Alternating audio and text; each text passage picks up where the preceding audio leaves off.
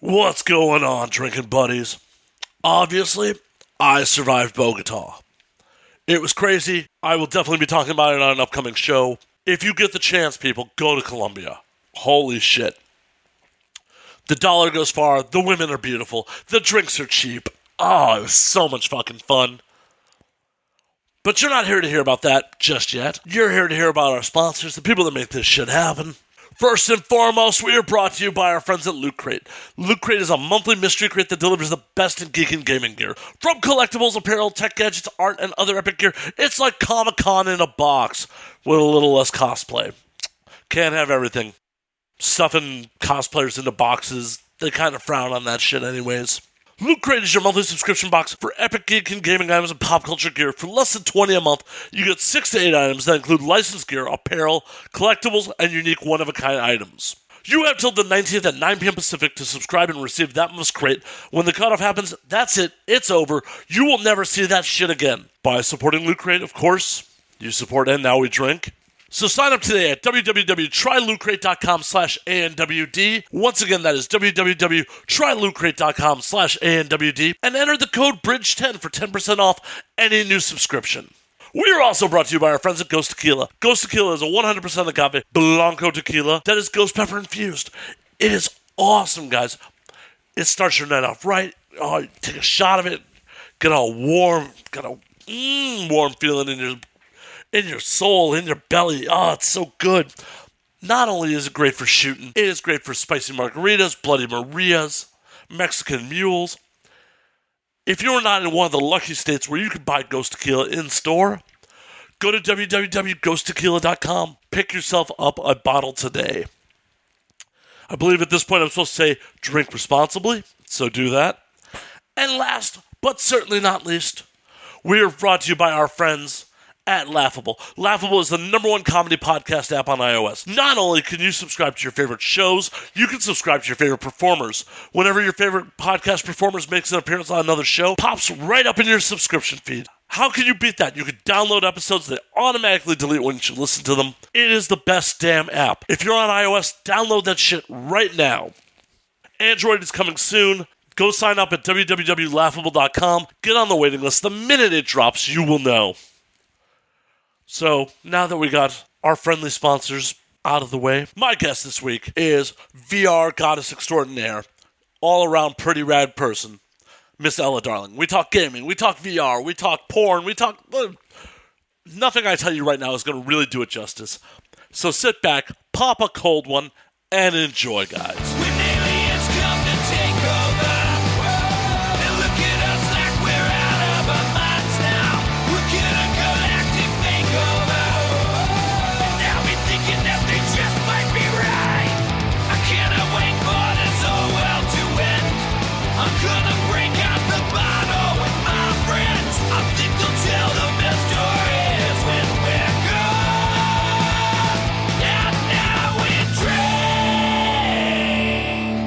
Just how it goes when you just project and talk into the ether. See, I don't project vocally. I do it emotionally and psychologically. Well, that's good to know. I'm joking. And she takes a sip from her drink. So dainty. Pinky's up. I love these glasses, by the way. Rad skulls, rad skeletons with a fucking joint. It's Van Gogh, actually. Are you shitting with me? No. No shit. Look at the bottom. That's so awesome. I went there. I went inside there when I was in Amsterdam. That's so cool. Who knew he was so metal? I know. It's like farmhouses and peasants, and then one really metal painting. Yeah, that's cool as shit. I'm like, metal painting on rocks glasses? Mine. Yeah, I mean, it's made for you. Van Gogh knew. He's like, one day, Matt Slayer is going to come to my museum, kind of fucked up, and make impulse purchases. And there it was. And there it was. And there it ever shall be. Yeah, I know. And like, I'm so protective of these. They're like hand wash only. Yeah. I don't put them in the dishwasher. I'm honored to drink from one. I'd like to say it's a big honor, but every guest does. Well, that doesn't change the fact that I'm honored. Okay. I'm just letting you know that it's not like I just broke out the good china for you. Though I would. I know you would. I'm sure you would. You're a good egg like that. I just think they're really cool. I had no idea that, damn, that's awesome. I went to the Van Gogh Museum in Amsterdam because I had a day to kill, and walked around that neighborhood over there in that part of Amsterdam. And I saw a guy, and he like looked off, and I was like, oh, I wonder if he's okay. And then I realized he was just openly urinating in the street, and I was like, oh, I'm gonna give that guy some privacy and move on. And then he made eye contact with me as he was peeing, so his dick was in his hand in public, and like he was like engaging in a moment that I was actively trying not to participate in. And I was like, oh well, just gonna keep going on my way, just march. This motherfucker followed me, just not like, you know, a few feet behind me, but actively was following me. I like zigged and I zagged, and I did all this like evasive maneuver kind of shit, and he was just there, and I didn't really know what to do. Push him in a canal. Oh man. Well, next time, just one good shove right in the canal. Hopefully he can swim. Yeah. He was probably a little bit more buoyant because he had a little space made from having peed. Yeah. That doesn't check out, but that's okay. I'm not a scientist. I would trust your library science much more than anything I got going. I'll take it. See, apparently when you pee, you become buoyant. No. Who knew? No, nobody, because it's not a true thing. It's not a true fact. Okay, I'll take your word on that too. I'm just going to leave the show confused. I'm not sure if it's real or if it's false or if it's what's really happening. Mystery. It's an enigma. So how long ago were you in Amsterdam? Oh gosh, that was must have been 2016. So what else did you do there? I spoke at a VR conference about Cam4 VR, the company I used to work for, and about live streaming in VR, and about my experiences as a VR adult content producer and someone who's explored many different avenues of that vertical. It was really cool, and I was going to have a nice 4 solid days in Amsterdam just to kind of shoot the shit, get to know the city, and then a few weeks before I had to go, I ended up having to fly to the boonies of Germany to do a TED Talk. And that's where I did my TEDx talk. And it was cool. But I'm glad that I did that. That was a cool thing. But man, that was a crazy, uncomfortable week. I can imagine. Hey, I have this leisurely trip planned, and then having to bounce around and do nothing but work and hustle. Yeah, it was cool. So when I went to this bumfuck tiny village of Germany, I knew that there wouldn't be Ubers or whatever. I get it, not every place is Los Angeles, but it was a village. There were 2 restaurants, and they took turns being open, basically. It was the most haunted ass hotel I have ever been in. I had to switch rooms 3 times because the first room they put me in, it felt like I was in someone's dead grandmother's sitting room. It didn't look like a hotel room. There were shelves with knickknacks, and it was just very strange. And there was no Wi-Fi, so that was terrifying. How can you have a TED Talk in a place where there's no Wi-Fi? Yeah. How's that happen? Exactly. And so... Well, no, how does that happen? How? It was a very weird experience. And then so I do the talk. It was a lot. It was very jet lagged. I was very sick. I had vocal nodes or nodes on my vocal cords or whatever. And then it's okay, it's done. I'm going to go back to the airport. This chapter is finally closed. It was really challenging. Cool. Let me just make sure I have my passport before we go to the airport. And I didn't. This fucking ghost of the hotel totally stole it, I'm sure.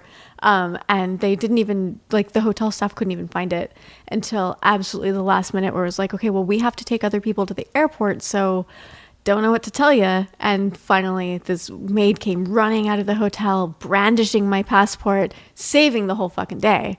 And yeah, I was very happy to put that in the rearview mirror. Oh, you didn't want to be stuck in Germany forever? When you put it that way. Actually, I found out that if you're traveling within the EU and you're not checking luggage, they don't check IDs. Yeah, that's what they were telling. They were like, if you don't have your passport, you can still fly back to Amsterdam. You're just going to have to do some stuff there. And I would have had to go to the embassy, I think, and cancel. It would have been the biggest pain in the dick. So I'm glad it would have. It's a much less pain than having to try to do that from rural Germany. Mm-hmm. Absolutely. Oh my God. Yeah, like, hey, oh shit, the embassy's in Berlin? Oh, fuck. Yeah, that's a drive. That's a trek. Yeah, just a little. A little. Have you seen any other parts of Germany or? Yeah. Oh, quite a bit. So Germany's really big, or at least they were for a while, on VR tech conferences and tech conferences. So I spoke in Cologne, I spoke in Munich, in Berlin, in this very small town. I don't remember. It's Österreich something. I don't know. It's this very small town in the south. Yeah, kind of all over. I went there in high school for an exchange program, but then the past couple of years, I was able to go back for a bunch of VR stuff. And man, I was grateful for learning German in high school because, gosh, that would have sucked. Yeah, I can imagine. They're all right if you don't speak German, but they definitely prefer if you speak German. They are so psyched. You make their whole day. If you even are struggling through German, if you're trying, they're just so tickled that you would even give it a shot. They still speak English to you, even if you're actively trying to speak German because you want to learn and you want to grow your language skills and whatever. But yeah, the experience is so much better. Like they treat you nicer. They're more excited to hang out with you or work with you or whatever. That was my experience in Munich too. Two of my friends spoke pretty bad German. Mm-hmm. So we tried. It's hilarious. So a couple of the Germans like, British? Oh. Like, America? Like, yeah. British? Yeah, British? All right. You guys must not get many British around here. Well, would you recognize an Austrian accent from like a Munich accent? Maybe just because of McBlue. Oh, yeah. You know what? Fair. Maybe. Okay. I'll give it to you. Yeah. Now, a Dusseldorf versus... Yeah. Yeah. Yeah, it's just funny. Like, us ignorant Americans, when we do a foreign accent, we just do like, oh, this is an Italian accent, or this is a German accent, or this is a British accent, and we never really think about like other dialects within the country. Right. It's like, how many different American dialects are there? That's true. And how many different languages, like when we're doing an accent from any number of countries, just automatically ends up being British. Like on TV shows, it's just like, okay, well, I guess they speak with a British accent in this Chinese place. Russia. Russia. Russia, really? That seems like a really easy one. Think about it, like Enemy at the Gates. They all spoke with British accents. Oh, man. They had British actors for the most part playing Russians too. Okay. I just watched Death of Stalin. That was a mix. That was an interesting mix because like Jeffrey Tambor and Steve Buscemi just didn't even do accents. They just talked normally. Well, the bar, the height of the bar changes, I guess, based on how acclaimed you are. I guess. I'm sure Steve Buscemi could do the accent if he really wanted to. I've never heard Steve Buscemi do an accent. Has he? He must have. I'm going to just dive his IMDb right now and take a look. We're going to find out. Have you seen that movie, by the way? No, I don't watch a lot of movies. Oh, it's really good. It's a very good political staff. I can talk. Satire. Nice. Yeah, it's from the writer of Veep. Oh, great. And it's about Stalin's cronies vying for position right after his death. Wow. But it's a comedy. Huh. It is a pitch black comedy, but it is a comedy. That sounds pretty cool.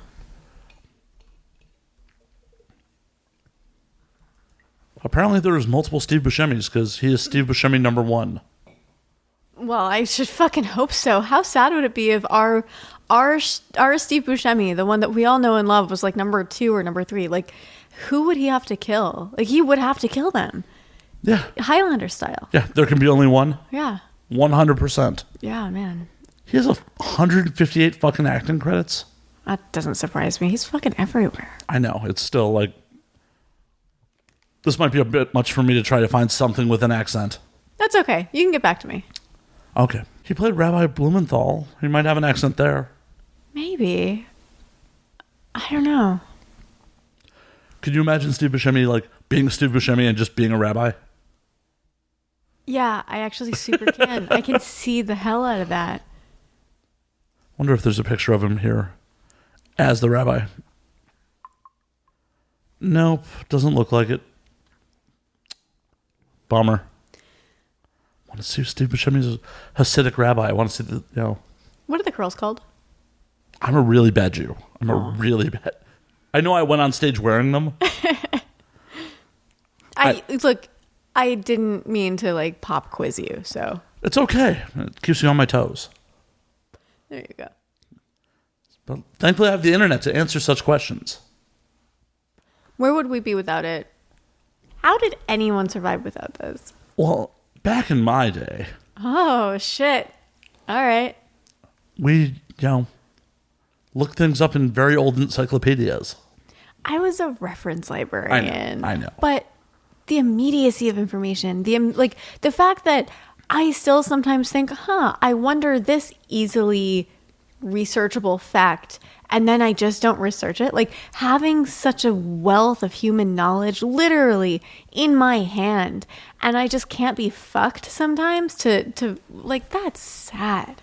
It is. No, it's made us very complacent, very lazy. Yeah. I remember in high school, like, starting off, the internet was just kind of a thing. And our teachers being like, you cannot reference the internet for your papers. Oh, God, I remember that. Or I remember in high school, they did not like Wikipedia. And I get it. Wikipedia is something that is easy to edit, whatever. But to not use it as a resource at all. Like, they would get pissed off if we were even on Wikipedia on the school computers. And it's like, this is a great jumping off point for learning where to find other research. Like, it's a great citation of resources. Yeah, because it has references built into the links. Like, hey, we're referencing from this source. Yeah. So you can go look at the source material and be like, okay, that's accurate. Or, okay, they're a little off. Yeah. Yeah, in my day, Wikipedia wasn't a thing yet. Yeah. And they're just like, the internet is only opinion. You cannot reference it for your papers. To be fair, the internet has definitely grown up a lot. And like many of us as we grow, it's gotten pretty great in some ways and pretty shitty in other ways. Definitely. Yeah. It kind of sold out. Oh, most definitely. I had a dude slide into my DMs today to try to market to me. What was he marketing? Social media solutions. Oh my God. Like, he's a wellness coach or some shit. And dude has a podcast. Okay. So he slides into the podcast page, like, on a DM, like, I really like the name of your podcast. My podcast has been kind of struggling with monetization. How's it been working for you? So, like, I thought this was an earnest conversation. I am always looking to help out other people in the field. Yeah, that's great. Because people helped me out when I started. I've been doing this for a number of years now. Why not share the fucking wealth? Dude, that's great. Good for you. I think that's really cool. So, I started to talk to him. He's like, hey, can I send you a link? I'm like, sure. And before I click on it and, like, start Googling this domain, make sure I'm not walking into something horrible. Right. I'm like, oh, this is his wellness coach page. Click on the link and it's like, we can consult your business and develop a social media plan for him. Okay, how many followers did he have? Like 10K. And how many do you have? Not nearly that. Okay. But I also... Not exactly the same market. No. Right? Well, one shows that, A, he's never listened to an episode of the show. Mm-hmm. He likes the name. Cool. You may want to do a little more research. Yeah, just a skosh, just a modicum of research. We're not exactly safe for work. I mean, I know this episode started out pretty tame, but I promise, folks, it will get crazy. Oh, it's going to get buck fucking wild. Woo! We're going to burn this. Oh, this is my apartment. We're not going to burn this motherfucker down. We're going to vape here, though. We're going to vape the fuck out of this place. I'm going to vape right now. she's going to vape so hard, it's going to be like a ninja smoke bomb. She's just going to vanish. Show's going to be over. She's going to just puff a vape and just be gone. Like a really cool Dracula. I'm going to like dab and then turn into a bat. That's a bad plan. Bats can't operate doors. Well, look, I'm going to need your help, okay? Okay. We got to coordinate it then. Friends got to help each other out. Definitely, but we got to coordinate it. Otherwise, I'm going to just be in the vape cloud like, well, I can't see. And then you're going to be flying around the ceiling. I didn't think that far in advance. And then you're going to pull one of those like when the bird bounces off the glass. And it's going to be bad. And then I'm going to have to nurse you back to health. It's a whole thing. My elementary school mascot was, we were the Bats. And then my first middle school, I went to several, we were the Demons. It was the gothest fucking school mascots in this very small New Mexico town that was also very, very, pretty religious, pretty conservative. Not exactly, like, you look around, you're not seeing a lot of cool people who would appreciate demons and bats. In fact, the parents at this middle school were always lobbying to change it. But how fucking awesome is that? And I still, I know sort of one or two people that still live in that town, and I really want someone to just buy me like a school t-shirt with the mascot on it, because how fucking cool is that? But still, I've been thinking about doing that for like 14 years now, and I still haven't done it. Why not? Why haven't you done it? Laziness. The same reason why I can have a wealth of human knowledge in my hand and still be like, great question. Guess I'll never know. I wonder who played Cindy on the fucking Brady Bunch. If you know it, it's going to be rocking. Let's see. Marsha's Maureen McCormick. Nice. Point. I definitely knew their names at one point. Damn you, alcohol. Oh, yes. Oh, no, I used to be a G at trivia nights. Yeah? Yeah. When I was stuck in Boston in 2011, me and my coworkers used to hit the Chili's trivia night on this business trip. How awesome were we? Oh man, were you the stars of that Chili's? The only questions we would not regularly get right were Boston sports questions, because none of us were from there. Oh yeah. It's like, in what year? They're like, we'll just give you guys this one. And one week, the rest of my coworkers got stuck working late. No one else showed up. I took second place by myself. That's impressive. That's super cool. Sadly, whiskey has probably killed some of those brain cells. Well, you know. It tastes good. Yeah. In Boston, I feel like Boston sports trivia, when you live in Boston, it's just it's so ingrained in the culture. Which state did you live in when you were in middle school? Illinois. Did you have to take Illinois history? No. Really? I had to take New Mexico history and I had to take Texas history. Both, when I lived in both of those states during middle school. I thought this was just a thing that in middle school you have to take some state history class. Texas, I get it because it was its own country and there's a lot of state pride in Texas. I read something once that when Americans go to another country and someone asks where they're from, they say America or the United States, but Texans say Texas. And when I was I'm still a Texan, but I don't live there anymore. When I was living in Texas and I went to another country, you fucking bet your ass I said Texas. I feel like when you're out of the country and you're an American, that's accurate. Texans definitely are like Texas. I think a couple cities, they identify by city. Everyone else is like, I'm American. Right. I now say Los Angeles. Yeah. Angelinos, New Yorkers, Chicagoans, Vegas, Texans. I think they all go. And maybe Miami. Yeah. I think you nailed it. Yeah.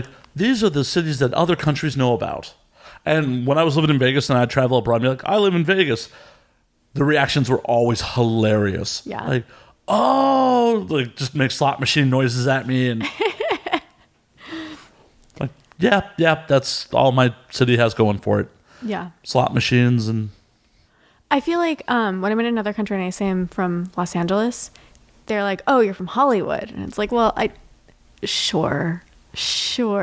Just the same way that when I lived in freaking southern Illinois, 4 hours or so, several hours at least from Chicago, people would be like, oh, you lived in Chicago. Or people will say I went to the University of Chicago. And it's like, honey, no, we were in cornfields. Were you at Champaign? Or? Yeah, I was in Champaign. Okay.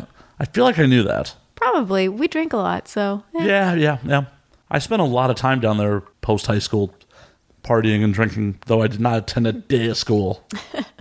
Like, never even enrolled. I just had a bunch of friends that went to school down there. I'm like, all right, yeah, I'll drive down. What the hell? You probably had a very comparable experience to them, but you saved like thousands, like tens of thousands of dollars. And then wasted it on a record label, so. Well, there you go. That was your college. You probably gained more fucking life experience from that than, oh my God, it was such a party school. Oh, I know. Yeah, there you go. But it was good. It's the #1 library school in the country, or it was when I was there. Melville Dewey founded the library grad school there. I definitely remember you telling me that. Yep. That I remember. I don't know why I didn't put two and two. Drinking I has didn't to be the expect you answer. to know my fucking biography, to be fair. Well, Hi, I'm Ella. You are? Yeah, I didn't introduce myself when I got here, and it's like, that's presumptuous. Hey. Oh, well, see, I do a whole like pre-roll thing before the show actually starts. Oh, good. So they already know. Yeah. Plus, I meant to you. It was a dumb joke. Oh, well, I hope I know who you are at this point. I mean, I do have a nasty habit of just letting beautiful women into my apartment, but generally I know at least their name. Oh. I'll go with that. Okay. My mother listens to this. Yes, Mom, I know their names. Hi, Matt's mom. You made a great son. Aw. My mom is probably going to listen to this too. My mom listens to podcasts that I'm on. Hi, Mom. I love you. If I say anything you're embarrassed by, I'm sorry. Ella's mom, your daughter's rad, and I'll make you this deal. If it goes really inappropriate, I will give you a forewarning like, hey, we're about to go really inappropriate. You may want to skip ahead. My mom will roll her eyes and listen anyway. She doesn't give a shit. She'll just make fun of me later. Perfect. I'm going to grab my vape really quick. A new vape. A third vape.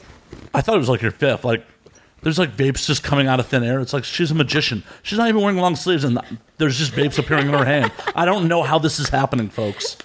I have so many of these stupid little disposable vapes. I signed up for a subscription, so they send me 2 of them per week, and I just kind of got over them. But then I guess I got over them because I have 3 now on this table.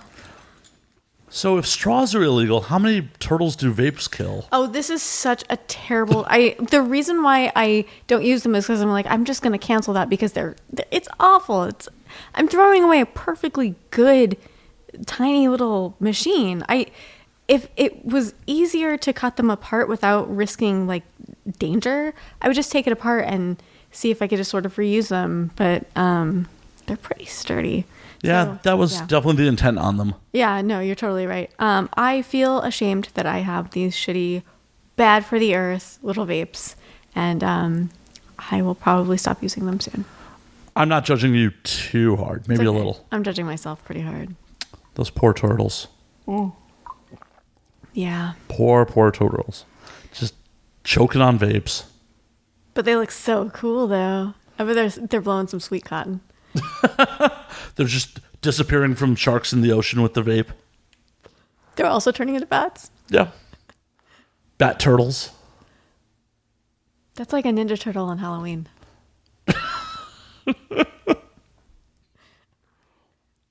Yeah. It tracks. It does. 100% it does. Holy shit. That is ridiculous. And I'm also kind of amazed it's not a TMNT character already. If it's not, like, I feel with several cartoon shows, with many iterations of the comics, I got to meet the guy who did the original comics. At Kevin Comic-Con. Eastman? That is awesome. That's all. That's the story. It's not a great story. It's Where'd you meet him? just at Comic-Con. At a hotel bar. Ooh, fancy. Yeah. Did you get him to buy you a drink? No. I'm shy and awkward and weird. Which is why Comic-Con is great. I'd imagine you're a rock star at Comic-Con. Come on. Yeah. I do all right. It's fun. Do you ever go to Comic-Con? I went last year for the first time. Really? I had so much fun. The audience has heard about it a bunch of times, but that weekend was a complete shit show. I flew up to Oakland, partied all day, went to actually this show. Rob Flynn's 50th birthday bash, a star-studded cavalcade of the debauchery, Geritol, and adult diapers. Okay, got it. Cool. Amazing show. Got annihilated. Slept in Jessica Creepshow's bathtub. Oh. Made it to Oakland Airport while my flight was boarding. Flew down to LAX because, of course, there's no direct Delta flight from Oakland to San Diego. Of course not. Have my layover at LAX, calling the people I'm supposed to meet at Comic-Con, hoping they're going to flake because they were kind of like, we're not sure we're going to stay for Sunday. Mm-hmm. And if they flaked, I was just going to go straight home. Okay. They're like, no, we're going. I'm like, okay, I'll be there shortly. Get on the second flight. Hit Comic-Con hard all fucking day Sunday. Had an absolute blast. I would have kicked myself if I had flaked. Good. I'm glad you went. Oh, me too. I want to go for a whole weekend next time. This year I had some commitments up in LA. Next year. Yeah, for sure. I've gone every year since I moved to LA, and it's now, I don't really take vacations. I'll take a week to go see my family around some holidays sometimes, but I'm working no matter where I'm at, no matter what I'm doing. There's always work to be done. And at Comic-Con, I'll work a little bit in the mornings, but it's the vacation that I give myself each year. It's usually adjacent to my birthday, if not on my birthday at some point. And it's my favorite fucking thing. You gotta take some real vacations. You gotta. Yeah, there'll be time later. Not guaranteed. No, that's true. I'll vacation when I'm dead. That's the long one. Yeah. Seriously. All work and no play makes Ella a dull girl. Makes Ella a VR pioneer. Yeah, but a 1 week less than that would still make Ella a VR pioneer. Someday. I'm, by the way, totally blowing smoke up my own ass when I say that. I'm joking. I'm blowing vape up my ass. People generally pay good money for these things. I'm getting the show for free. That's awesome that you go to Comic-Con every year, but it's also a bummer that you're not taking real vacations. I get to do such cool shit in my job that I don't feel like I need a vacation from it. I really like all the stuff that I do. I'm really excited about the stuff that I work on, and I get to learn new things all the time. I've taught myself how to code in the past year and a half. That's been awesome. Being able to do that and learning how to make little robots and shit, that's been so cool. I don't need a break from that. I just want to keep doing that. Well, it's not as all about taking a break. It's just all about having a completely parallel and awesome adventure away from that. Yeah. At least that's how I look at my vacations. I mean, I'm not trying to run away from my life for a week. I'm just trying to have something that supplements my life. A new facet. Exactly. Yeah, I can see that. I go to Colombia in 2 weeks. Oh, cool. Where are you going? Bogota. Oh, nice. I've never been to Bogota. Me neither. Sweet. I've never been to South America. Oh, God. I went to Colombia 2 years ago. I went to Medellin and Cartagena, and I loved it. It's one of my favorite places I've ever been. Oh, I'm stoked. Everyone I know who's gone to Colombia has said nothing but great things. Yeah, it's I really, really enjoyed it there. I enjoyed being able to visit there. I understand that there's a lot of stuff going on in the country, and there's been a lot of stuff going on politically in the past, period of time. But at this point, I think they've come to a place where there's a lot of healing going on, and it's just, God, the people are awesome. The culture is awesome. The food is awesome. It's so beautiful. Well, then I will happily give them my dollars so they can help heal. Heck yeah. Absolutely. And drink with them and make merriment. Absolutely. It's the best. It's so cool. I'm really looking forward to it. I'm absolutely looking forward to it. But I'm going to take a step back. And since we were touched on your work, what are you doing these days? Can we pause for a sec? Of course. When you're in Colombia, there is this alcohol called aguardiente, and it's not good necessarily, but it's really fun, and it kind of tastes a little bit licoricey. It'll get you fucked up, and I just hoarded it. They had it in you know how you can get sometimes you can get at the grocery store, they have like chocolate milk in a little cardboard container. Like a juice box? Like a juice box. Yeah. They have that with aguardiente in it. And it comes with a little straw. Oh, I'm so down. Oh, yeah. You should pick some up. If you find it, pick one up for me. I will fucking pay you for it. Done and done. Awesome. Can you... I'll send it to you. Well, no. Can you drink on the streets in Colombia? I don't think so. I mean, can you? Yes, you can. Can I get in trouble for it? Probably you can. I do have a long-standing tradition of just street drinking in other countries. Yeah? Well, why break tradition? Tokyo, we were definitely brown paper bagging it everywhere. I've never been there. That you have to fix. Yeah, for sure. Best place on earth. Best place on earth. All right. I'm going to try to go. Let me know. I'll go with. All right. Sweet. Drop of a hat. I will go back to Tokyo. Amazing. I need to go. Is my happy place. I'm going to step away from bragging about Tokyo, though, because my audience has definitely heard me go on and on and on and on and on about it. Like, yeah, Matt, we know. We know. You have a throbbing erection for Tokyo. We get it. You know, you want to make love to it like you're Godzilla. I mean... So what all did you do in Medellin? Like, just... So I set up all of the live streaming VR technology that my old company created for some cam houses there. And I trained some cam performers on how to use VR. And then after that, I went to LAL Expo, which is a really big adult expo in Colombia. And I had a lovely time there as well. And I ate a bunch of food and I hung out. I went to a grocery store and bought a bunch of weird exotic fruit and sat by a pool and just ate fruit and drank tequila. That sounds like vacation. Yeah, it was good. See, that's the thing. Like, working vacations are still kind of cool. No, I get it. I totally get it. And I've definitely done a couple, like, you know, working podcast vacations. Yeah, see? Especially for tax purposes. Exactly.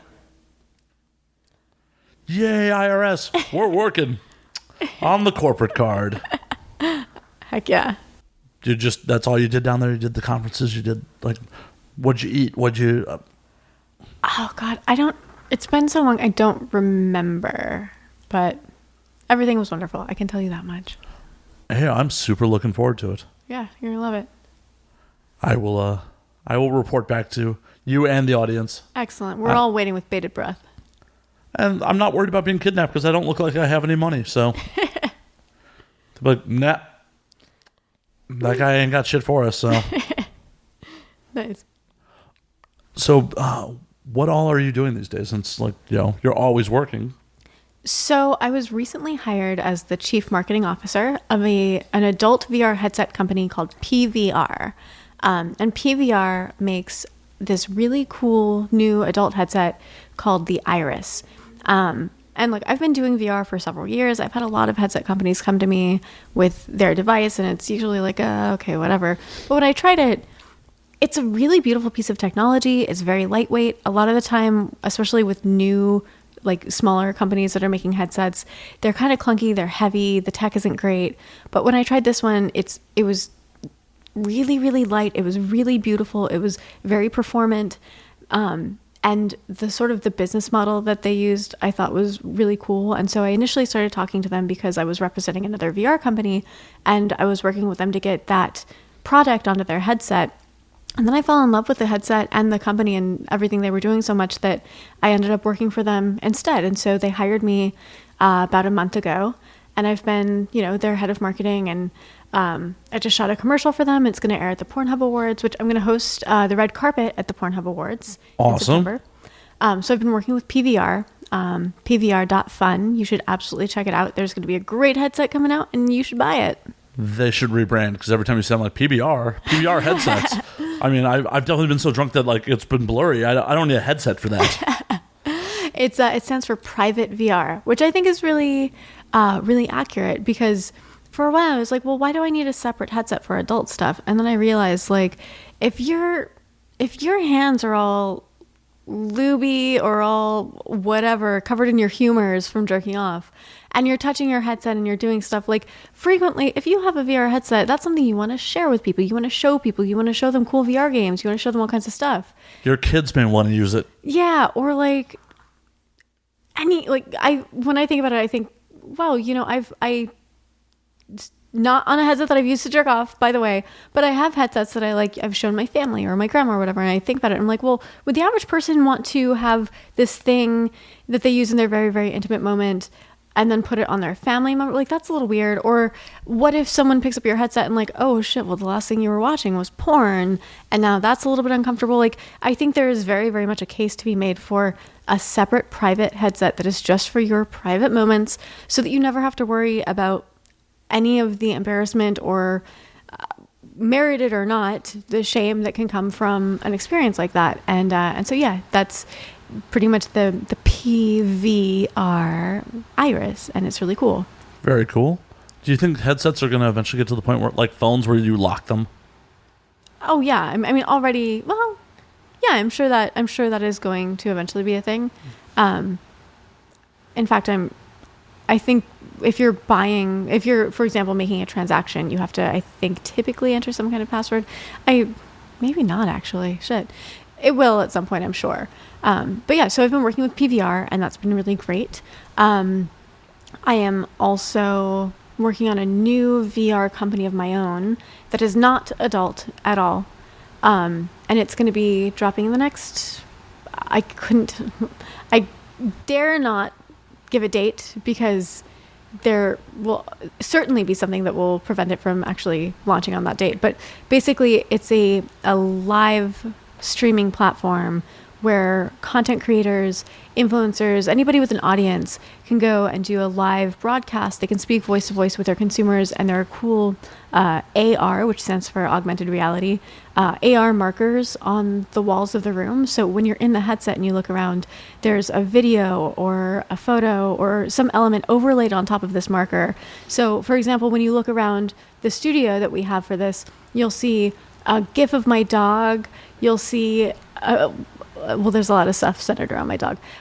There's also little Arduino robots that I build that you can interact with through these markers. So, for example, if you're driving, I built a car that we put a VR camera on that you'll be able to drive around my living room. And I built a dog treat dispenser. So you'll be able to click on this marker and give my dog a treat in VR, like live. Your dog's going to get so fat. He really, really likes broccoli is the thing. So I can fill it with tiny little pieces of broccoli, and he's going to be okay. All right. I mean, you got to eat a lot of broccoli to get fat. Yeah. Also, it's the way that we sort of monetize that. It sort of scales in such a way that if 2 or 3 people just bought him a treat, then the cost of it is going to scale upwards for a period of time to sort of account for that. So if someone wants to pay $50 to give him a treat rather than wait an hour, then cool. They'll be that guy. That's cool. You're like, yeah, the money comes to me. The dog ain't getting it. Oh, he's going to be he's already so spoiled. Who the hell am I kidding? But yeah, he's the best. So we named it after him. It's going to be called Gonzo VR. And it's really cool. So there's a lot of stuff that I'm really proud of with that. We've basically recreated and restructured and recoded a lot of ideas in a brand new way, in a brand new approach. And I've never been more proud of anything than I am of this thing that we're making, especially because this is why I've learned to code. This is why I've been learning all this new stuff. It's been such a cool experience, and I'm just so excited to share it with the world. So that's sort of my own private thing my own personal project that I'm working on with my business partner, who's been my best friend for a long time. And those are the 2 really big things I've got going on right now. So if you're interested in virtual reality, PVR.fun is a really great headset for adult content.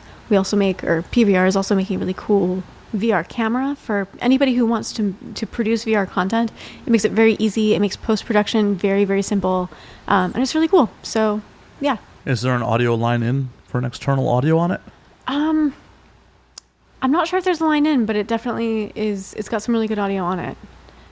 Oh, I was just saying for my purposes. I will get back to you. I'll definitely talk to you about it. Cool. Who knows, guys? I may go from being audio only to being VR. Ooh, there we go. I don't even know where I'd stream it. Well, we'll see. I mean, because nudity does happen on this show occasionally.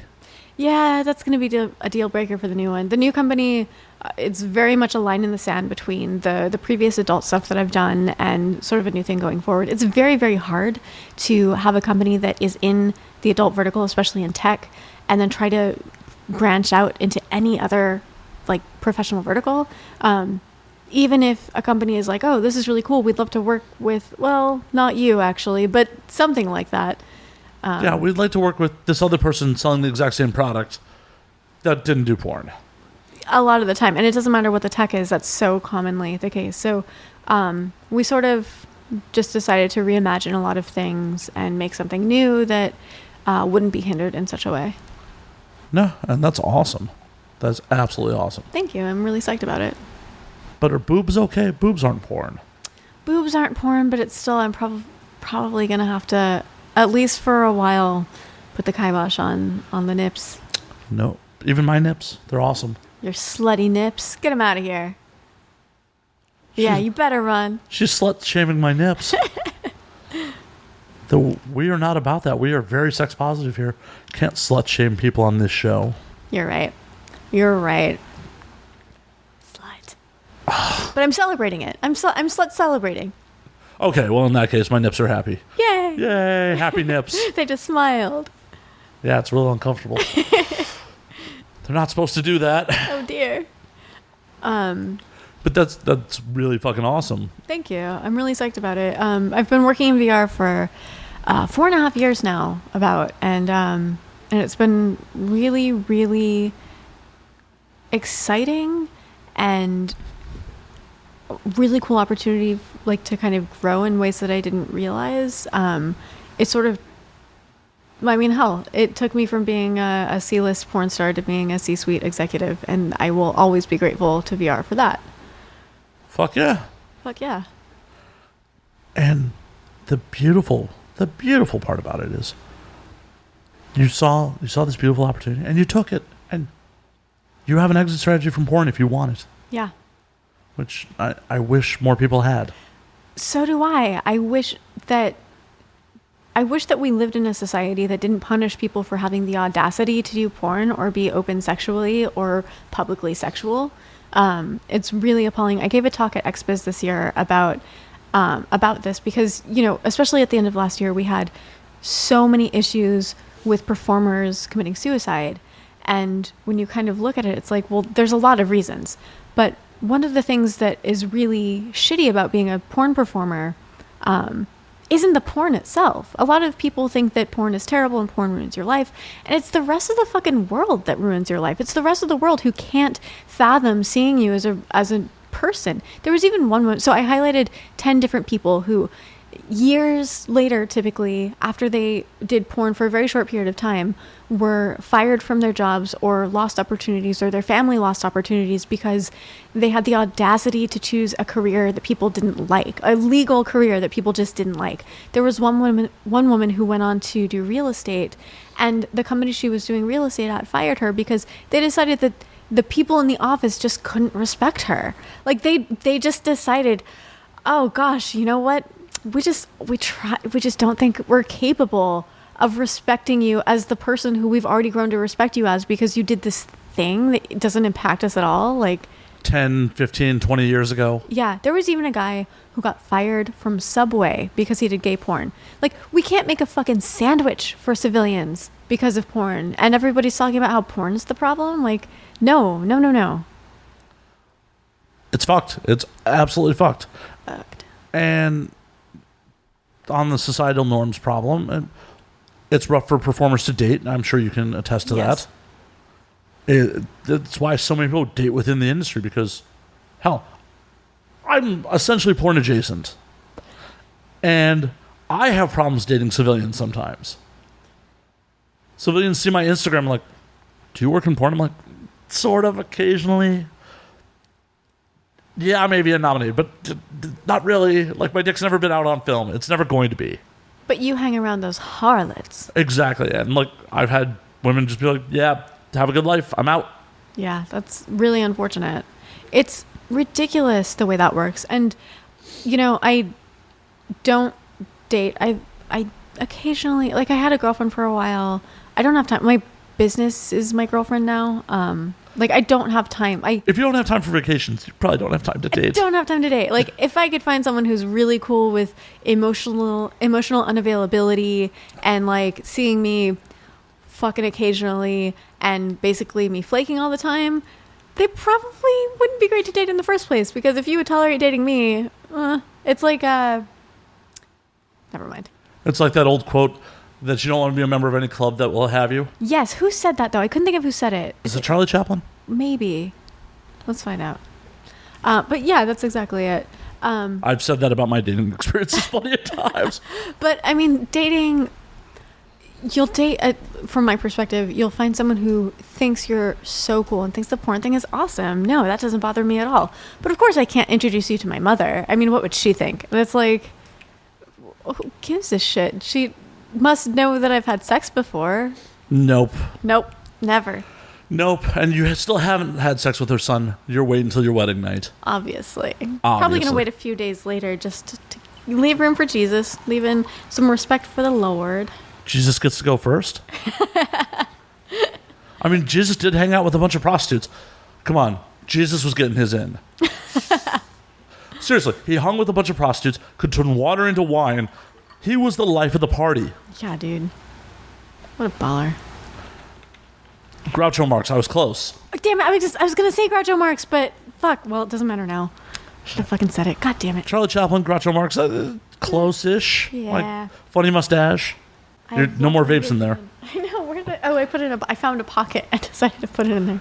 For the audience at home, Ella just groped herself. I keep them in my bra. So, yeah. Yeah, just all of a sudden, like, pause in conversation, grope. And I knew she was just going for a vape. I knew Groucho Marx didn't turn her on that much that she had to start touching herself. I mean, that was my assumption. Yep, I could be completely wrong. It was totally just the vape. Yep.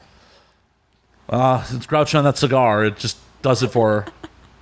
Sometimes a cigar isn't just a cigar. Only in the Clinton White House. Oh, God. But yeah, no, it's something that we've talked about on this show a bunch of times. It's society, and being a performer or being in the business can be isolating. Absolutely, it can be. Even when you find a relationship that is open or is cool with it or is like, yeah, whatever, that's your job, it almost always ends up being a problem. Almost anyone who hasn't experienced it before thinks that they are prepared for it or thinks they know what to expect or thinks they're going to be cool with it, and then feelings hit and you can't help what you feel, but you can help how you react to your feelings. Yeah. My thought process has always been like, because I've dated a handful of performers here and there, it's like, well, this is a performer, I know what I'm getting myself into. Exactly. Now if I were to be dating some civilian and she's like, I want to start performing, I don't know how I would feel about that. Right. It's an entire change of conversation. And when you change the deal, when you change I get that. That can be very challenging. Never had that happen. But I'm just saying I could see in my mind that it would be like, the dynamic's changing. What's going on here? Right. And it's a huge change for the performer, too. Just navigating the adult industry as a new person in the industry is very tough just by itself. Oh, I know. Any female friend of mine who's ever come to me and been like, Matt, I'm thinking about getting into porn. I try to talk everyone out of it at first. So do I. I 100%. It's not that I have any beef with the industry. I just want anyone I care about to know exactly what they're getting themselves into. I feel like I have an ethical responsibility when someone comes to me and says, hey, I want to do this, to make sure they understand everything there is to know about it. Because it's very easy to have a lot of misconceptions about the adult industry and what life is like and what success is like. Asa Akira recently in a video said something that I found to be very prescient. She mentioned how people talk about how porn is this billion-dollar industry, and she was like, so is food, but that doesn't mean that everybody who works in the food industry is rich. And I think that's a really great point to make. Like, sure, porn as an industry is a maybe multi-billion-dollar industry, but that doesn't mean that you're going to get rich quick. And also, I think that it's... Or at all. Certainly. I mean, I think that in general, the average performer is maybe making a middle-class living. We still have those in America? Yeah, no shit. But it's really challenging. And They think it's very easy. And this is something that almost kind of becomes offensive when it comes to people talking about sex work. There's this sort of idea like, oh, well, gosh, I'm not having any luck finding a job. I guess I'll just go become a stripper. I guess I'll just go do porn. It's like, dude, good luck. It's not something you just do because you have no other skills. It's not something that's just like you go and do it and there's a pile of money waiting for you. It's not like, oh, your tits are out, here's $10,000. It's not like that. Yeah, no one wants to see unenthusiastic tits. Well, there's a niche for everything. Well, yeah, there's a niche for it. The majority of the consumer market doesn't want unenthusiastic tits. Yeah. Therefore, on the days that you feel like shit, the days that you're just not feeling it, like any other fucking job, you got to put on the fucking war paint, put on the smile, and go to fucking work. That's it. And I think it's a testament to the skill sets of performers that frequently, like, if you don't know that I'm not having a good day, if you don't know that I'm not having fun, if you don't know that I'm just not that into this person, or, I mean, I consent to this, it's just not really my jam. It's not something I would choose for my personal life. It's just, it's fine. It's a job, whatever. If you can't tell, that's because they're doing their job really well. And that's cool that they can do that. It's a skill that people, I think, underestimate. 100%. There's a reason that the creme de la creme of performers are who they are. It's not necessarily because they're the hottest. It is because every time they get on camera, it looks like this is the best sexual encounter they've ever had. Mm-hmm.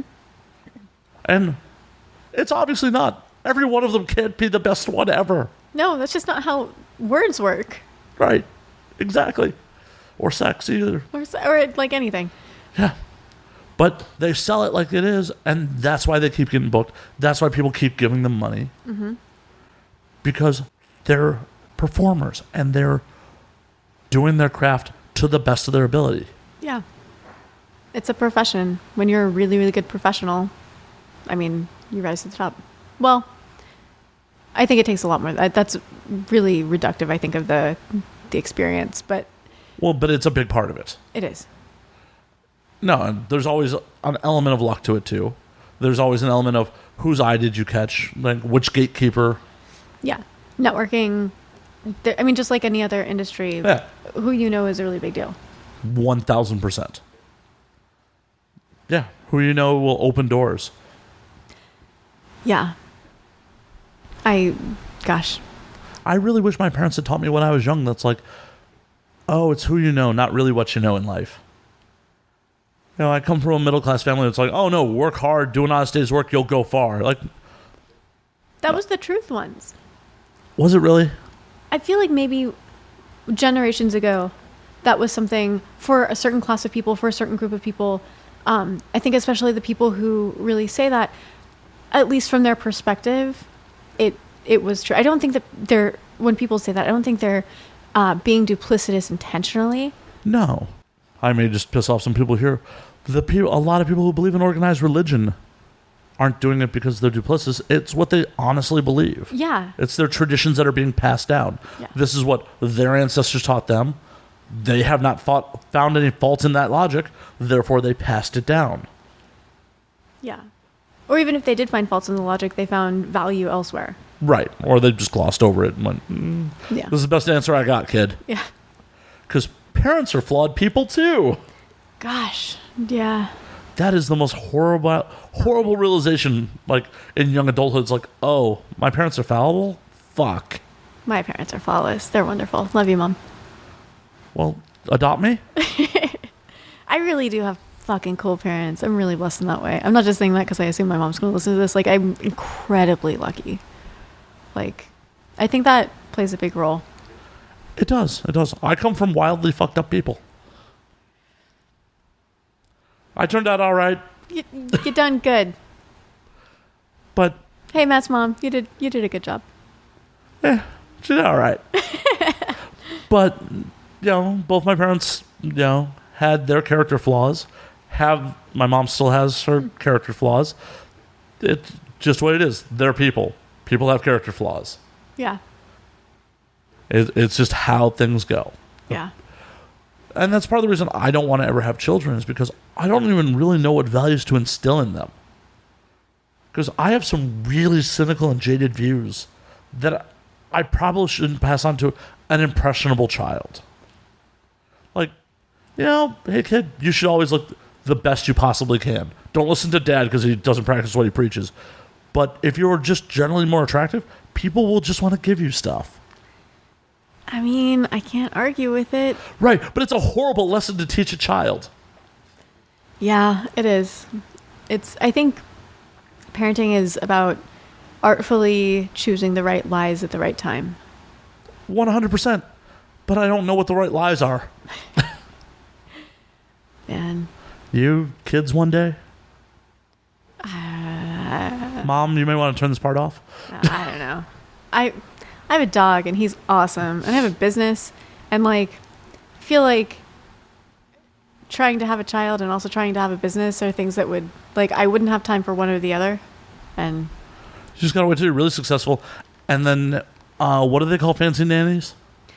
Oh, like an au pair? Yeah. Get yourself an au pair. Yeah, there you go. Just outsource that shit. Exactly. Way of the future. Did they make an app that was like au pair, Uber for au pairs? It wouldn't surprise me. There's a fucking app for everything. I know. Shout out to Saucy for bringing booze. Thanks, Saucy. We didn't tonight, but previous But we occasion, could have. We could have. We still can. It's still early enough. Heck yeah. There's still plenty of booze in the house. No need to. Yeah. You've got quite the collection. I'm assuming you'd be disappointed if I didn't. I would. I wouldn't say it out loud, but I would judge you a little bit.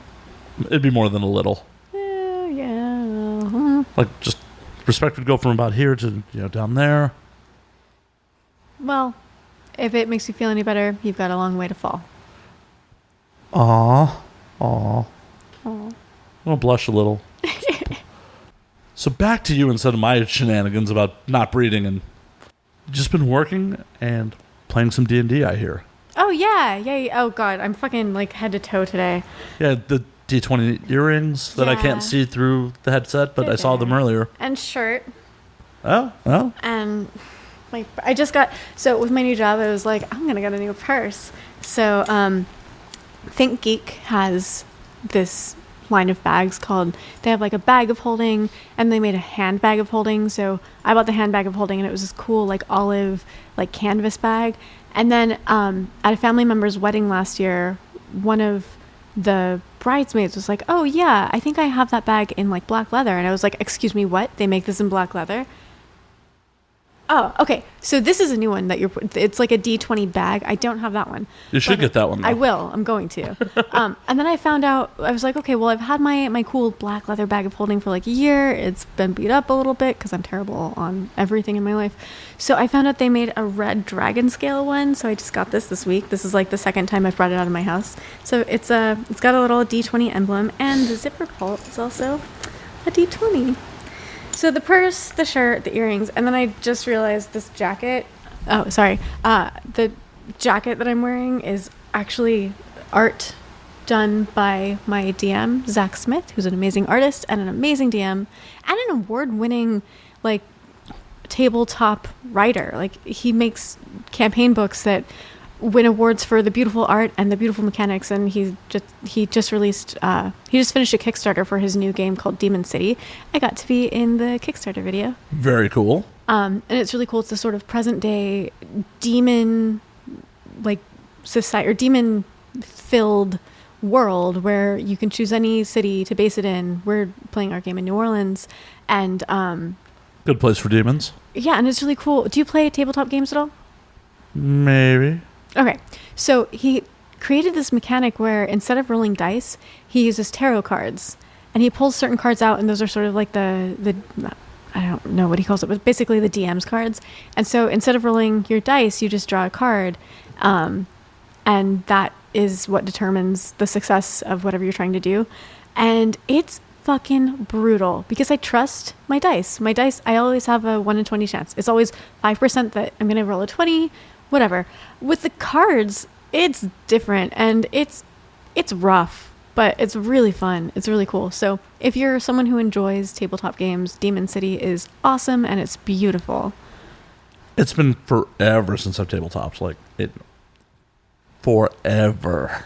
Well, it's my favorite thing to do when that's the other thing. So I get Comic-Con as my vacation, and my social event, my thing that I do when I'm not working most weeks, we usually roll on Sundays, is playing D&D or Demon City with my friends. Do you know Charlotte Stokely?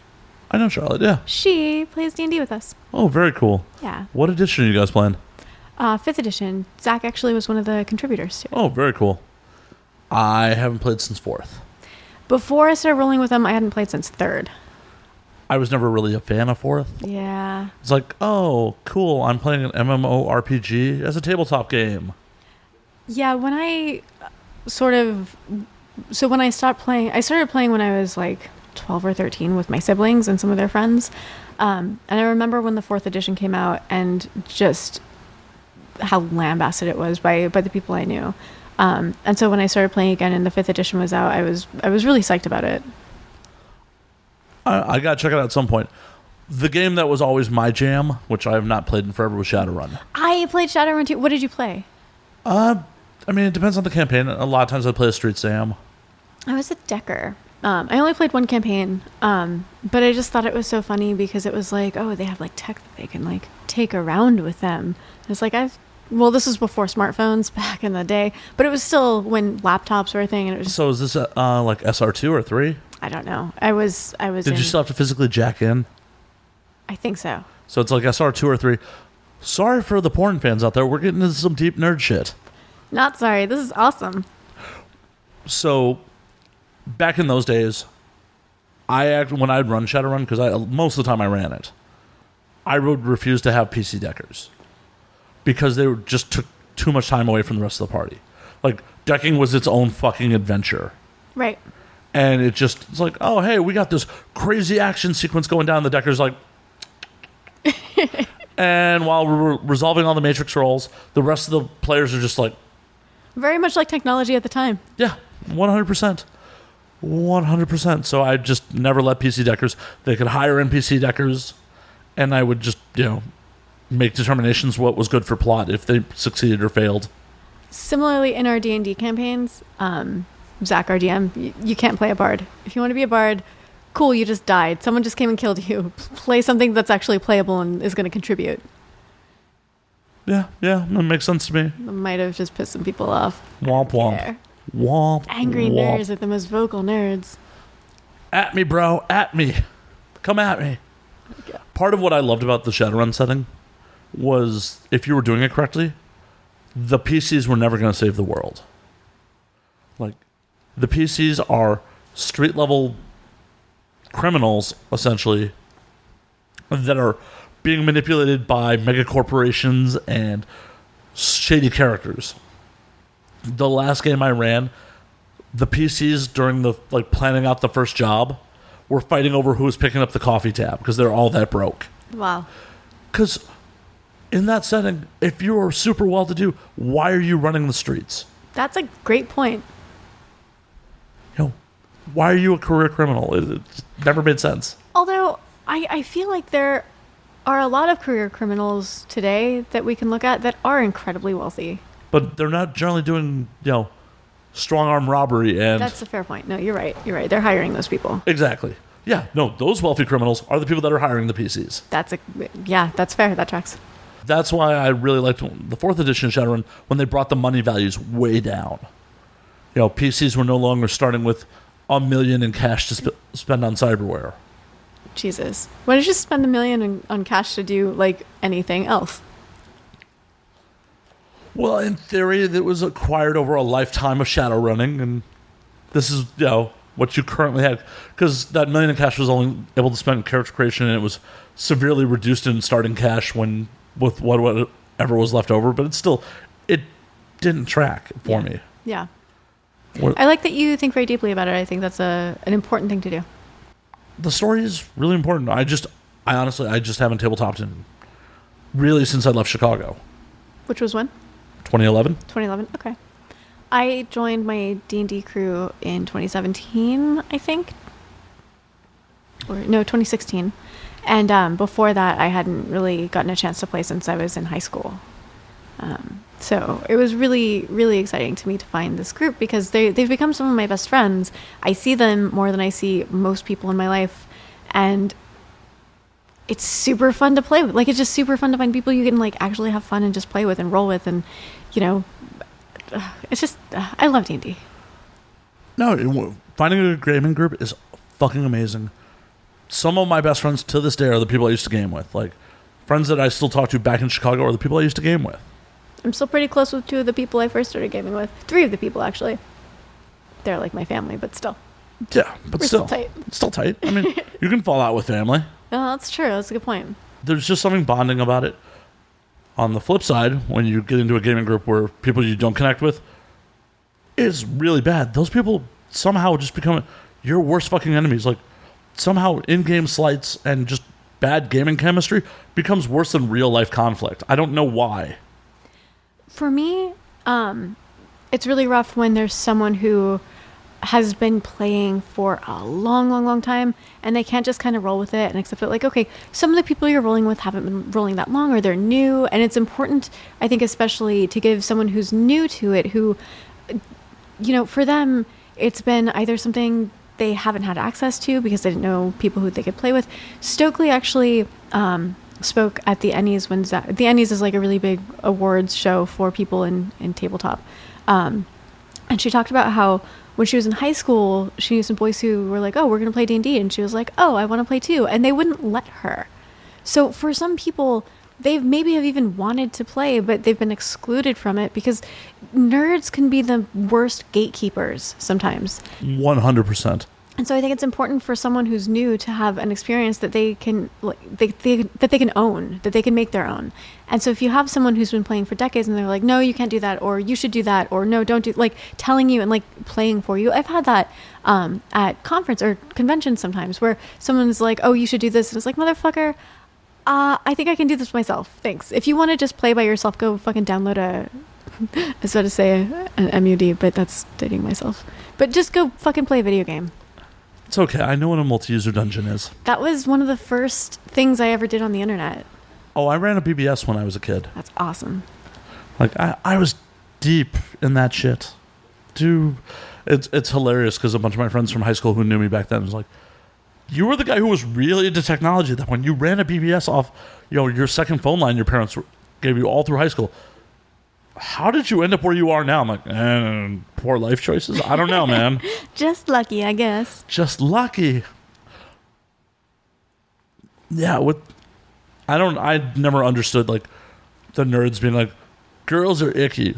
In high school, I would talk about gaming to any girl that would listen, and we had a handful of girls that we got into our weekly game. I was so inclusive with that Shadowrun game I was running for years. There were too many people at my apartment playing. I just, oh, you want to play? Come. We had like 10 people in the game at one point. Wow. It was unmanageable. Yeah, that's a lot. It was completely unmanageable. It was literally like, oh, I just won't say no to anybody who wants to play. Especially girls. Girls, you won't play. Yeah, hell yeah. That's awesome. Bunch of girls want to hang out with us on Saturday night while we play Shadowrun? Fuck yeah. And they played. Like, it wasn't just like hanging out. They played. Yeah. Again, I think it comes back to this sort of weird gatekeeper mentality where when you feel like you've been excluded from a lot of other things in life, you find the thing that you feel is yours and you become very protective of it. And it's okay to be protective of things, but not when you're being a dick and not when you're making it something that is yours and no one else's, or deciding that someone else can't do it just because you feel like they, I don't know, just because you project some weird ideas about who they are or what they're going to do onto them before they get a chance. I can't wrap my brain around any of that. As a girl in a lot of nerd spaces. Oh, I'm sure it happens. I'm just saying personally. Yeah. It's like you get quizzed. Like you can't just be into something. You have to be a scholar on it. It's really, really annoying. I was posting on Reddit the other day and I mentioned how, you know, I do some coding. I'm not saying I'm a fucking, I'm not some hacker. I really do some pretty low level shit. I'm just doing Arduino, C++, and Python. It's, you know, it's pretty entry level. If you're like a professional career coder, you're going to look at what I'm doing and think I'm a fucking, like, I don't know, whatever.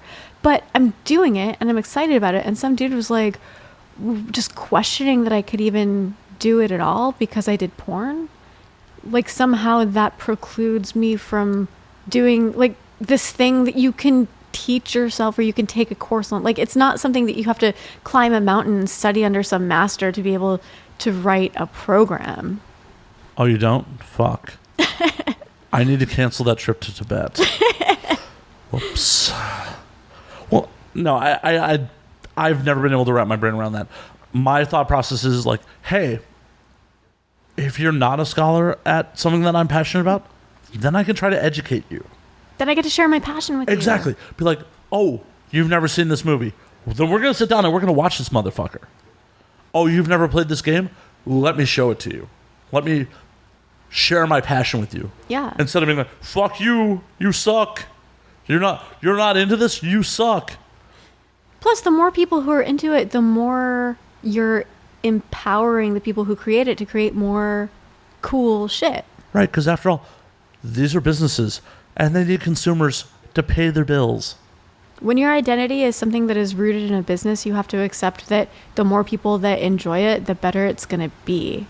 Because it's the same thing with people who get really mad when their favorite band sells out. It's like, why, if you really like this band, why are you mad that they're successful? Why are you mad that they have a bunch of new fans? You should be psyched that these people that you love so much, who make this great art that you like so much, are expanding and are able to do new things with their vision. And maybe their vision changes and that sucks, but you don't own it. I have one counterpoint, and it is purely on a selfish reason. Okay. I'm not upset at their success or their money. I'm upset that I won't be able to see those bands in small venues. I absolutely understand that completely. And it's purely selfish. It's not anything to do like, fuck them, they sold out. It's, man, I really want to watch them in the Whiskey again. I don't want to go to a goddamn stadium. Yeah, same. I understand. I haven't gone to shows for a very, very long time. I used to, when I was in college and I was young and had energy and could stay up late back in those days, man, it was like every weekend I was seeing bands in small little, like some of my favorite bands would play in, like, there was this bar that was also a laundromat, and there would be maybe 40 people there, and it was the best fucking night. And as they grew and got more successful, they played bigger and bigger venues, and it felt less personal, and you didn't get to go and like have a drink or whatever. I didn't drink at the time because I was underage, like literally. Sure, she didn't drink at the time. She was underage. But I certainly wasn't drinking in bars or anything like that, but just being able to hang out with them and like, you know, get that one-on-one experience. That's, I mean, I get it. Like, that's super cool. You want to have a connection with the people you admire. Well, and just, I feel the acoustics, it's a better vibe in a small venue. Yeah. Stadium shows are about pyrotechnics and flash. It's not about the music as much.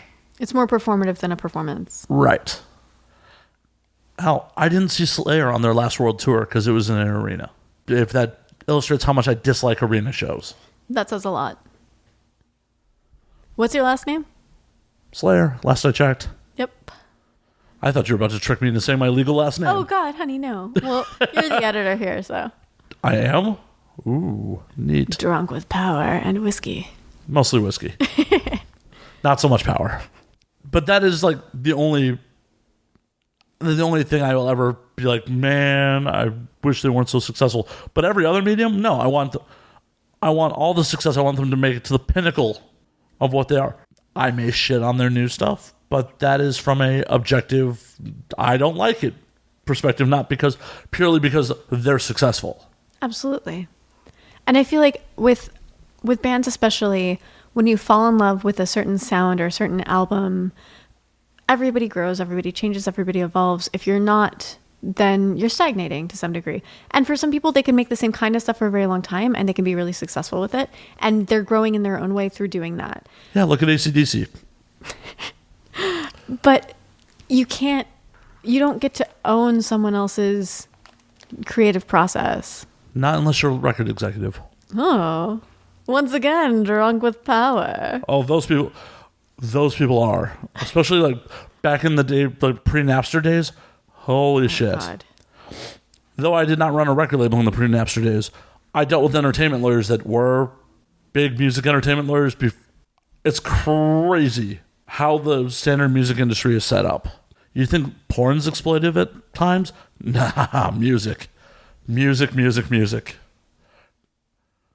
Porn is nice and clean cut compared to music. Like, you show up on set, you do your performance, you collect your check, you go home. Mm-hmm. A standard music contract, oh, well, we're signing you to a 5-album deal. 4 of them are option periods, so we have the option of picking you up for your follow-up albums. If we give you an advance, you don't see a dime of royalties until we've recouped all that advance. If we opt to pick you up for your second album and you haven't recouped all the costs from your first album, you won't see any royalties from your second album till the costs are recouped from both albums. That's so fucked. It is and it isn't. It's fucked up for the artist. It 100% is. But the music industry, the reason they have to run it like that is they need the successful acts to pay for the acts that may not be successful. That is the problem with piracy in both music and movies, is when the profit margins went down, the industries aren't going to take a hit to their bottom line. They're just going to take less risks. I guess my question is, if the successful acts are paying for the ones who aren't successful, why are the ones who aren't successful still also paying for it? An unsuccessful act may never recoup that advance. They may never sell enough units to actually pay back the label. Yeah. They're not on the hook for it. It's not like it's a debt. It's literally, this is an advance against your royalties. If you never sell enough units to pay back that advance, we're just done. So if they start a new band with the same members, is that a way around it, or is that No, most contracts have a exiting artist clause. So say your lead singer's like, I'm out, I'm going solo. The label will have first option to pick that artist up under contract. Damn. Generally to much worse terms than they were originally signed to. Well, because the label represents that when we go into business with you, you are an investment. No, that makes sense. I mean, it makes sense from a business perspective. I get it. It's not that I don't understand the reason they do it. It's just hearing it is a little bit heartbreaking. I get it. I get why they have to. But and this is why some acts end up with like cents on the dollar for an album, because you tack on the producer gets points off the artist's share. And on some contracts, the artist doesn't even get to pick the producer. The label's like, you're working with Rick Rubin. And Rick Rubin doesn't work cheap. So his share comes out of your royalties, or his advance comes out against your royalties. Damn. So you hear about artists in like the 90s, like TLC, making like pennies on their multi-platinum albums because they were probably given a large advance, given multiple producers, and a lot of other things that the label said these are recoupable costs, and they signed that contract. Wow. This is some real insight that I never had. If you want, like when we get off air, I still have my old contract sitting in a drawer. They're like 43 pages. I ran a small indie label. Damn. Some of my old artists still flip me shit about terms in that contract. I would like to check that out when we're done. Definitely. Can we pause for a second? Of course. So we're back from break. I showed Ella the contract. Her eyes rolled back in her head. She said I was a horrible human being, that I should have never signed those poor artists to those contracts. Am I paraphrasing? She's actually left the building in disgust. No, it's standard shit, but man, there's so much legalese around everything. It's crazy how everything you love and everything you think is cool is actually, well, not everything, but most of it is, if there is a consumer aspect to it, it's a business, and if it's a business, there's so much legal documentation surrounding it and so many clauses that people have to stick to. It's just wild. I know. It's absolutely crazy. Thankfully, they haven't started breaking out contracts for casual sex. That'll be, It's a social contract. Very true, but those aren't legally binding, so. Those are easy. I know. Thank God there's no legal contract attached to casual sex. My filing cabinet would be overflowing. I'd have to hire a secretary to file that shit. Then you'd have to have her file stuff on her own shit. She can do that on her own time. I mean, with you. Wink, wink. No. Never dip the pen in the company ink. That's impossible in porn. Well, yeah. That's why I'm porn adjacent. Oh, I see. I can, have social interactions and professional transactions with members of the fairer sex and not have sex with them occasionally. So, yeah, no, I was right. I mean, I'm right here, so here we go. See, not having sex. Nope. Oh. Mission accomplished. This is something that people think a lot, though, that because I'm a sex worker, that I must just be gunning for all the dick in the room. And it's something that interferes with, like, friendship sometimes. Even a friend of mine who is not a performer, but she's a producer, she has this problem where, like, her female friends just stop being friends with her because they were worried that their husbands would, I don't know, decide that because she got a job that was different. It's this weird logic. It's this weird insecurity bullshit that comes out where I've met people who judge me because of my work before they know me, and then when they meet me because I know their partner, are immediately sure that I'm going to be a problem and that they're going to have a problem with me and will never be my friend. And then they just, like, they can't. And it's been, in some cases, people who, like, dude, if you would just get over that, yeah, I have a job that's different, we would be the best of friends. We like the same shit. Like, I could loan you some cool clothes. If you're that insecure in your relationship, get out of it. Yeah, it's sad. If you don't trust your partner to keep it in their pants around any attractive person, no matter what their profession is, don't be with them. The problem is not the person they're talking to. The problem is the relationship. Exactly. But people don't want to face that. People will make so many excuses for a shitty partner. Like, they're with someone they can't trust, and it's not the partner's problem. It's the rest of the world. If you can't trust your partner, unless they've given you a reason not to trust them, it's your problem. Yeah. It's not even the rest of the world. It's just yours. Yeah. It's sad. But people can't... People never want to... People infrequently want to face that. They very rarely want to accept responsibility. They want to decide that it's someone else's fault. It's someone else's problem. It's someone else that's the villain for whatever reason. And they can't accept that. Like, I did something that wasn't cool, and I made it a judgment or a choice that ended up being a bad choice. But if I accept that I was the wrong party, then that means that I'm wrong. And does that mean I'm a wrong person? Does that mean I'm a bad person? It's just like, everybody fucking makes mistakes sometimes. Don't make it everybody else's problem. Everyone makes mistakes. Hell, some people, actually, everybody at some point in their life puts their wants and needs above someone else's. And in a lot of cases, that makes them the bad guy in other people's minds. I think that you can't live your life without putting your wants and needs above someone else's to some degree. Yeah, otherwise you're just a doormat for everyone else. People are just going to wipe their feet on you and walk all over you. Sorry. Oop. Ella just pooped on my floor. Oh, you gotta go, you know?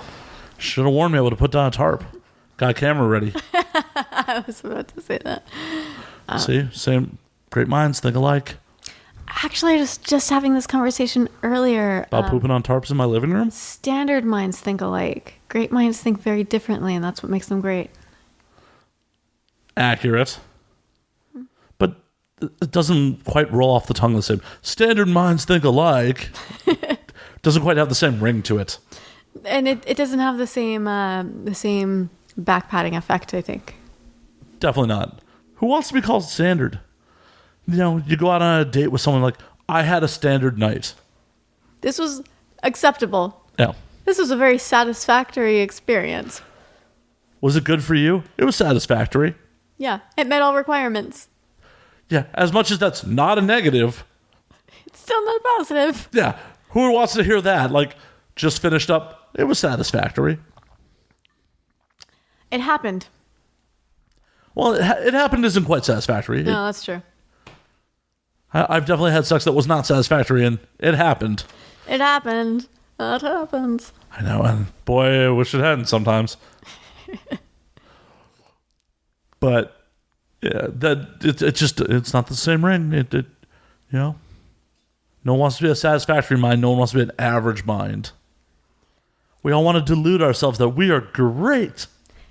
Right, the average exists for a reason. Like, I've seen, I could not quote the studies, I could not even give you the actual numbers, but when people are polled about, do you think your intelligence is average, above average, or below average, a very, very large number of people believe that their intelligence is above average.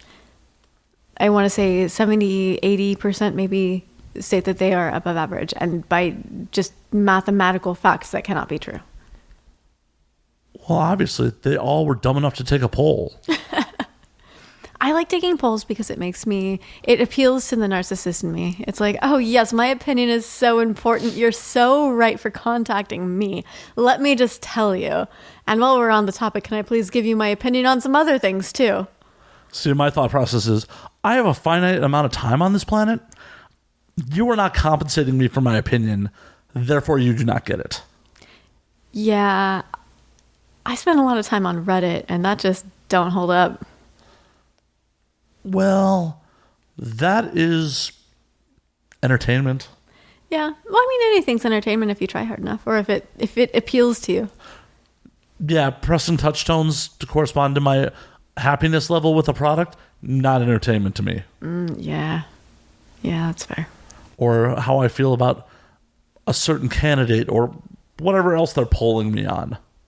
I actually like those a lot. Because not just polls, but especially when you approach, especially like a local election, and they'll call and try to sway you on whatever candidate. I love the thing that I ask when it comes to anybody, anybody in my, anything with regards to like congressman or anything that's sort of a state sort of thing is, cool. How did they vote on Measure B? What's their stance on SESTA? What's their stance on FOSTA? Oh, did they vote against the things that would give sex workers rights? Let me tell you why I'm not going to vote for that motherfucker. Because, hey, those are people and they vote. Hi, I'm a voter and I believe in this shit and this matters. And what you did literally dehumanizes me. So your whole platform about being for the people, I guess it's only for the people that you don't think are, below your perception of humanity. Suck my dick. But I say it in a nice way. That sounded pretty nice. Yeah. I mean, I'm sure there's some dude who would pay $1.99 a minute to hear you talk like that. But yeah, I mean, it's a thing in some of the districts that I've lived in have had candidates who opposed Measure B.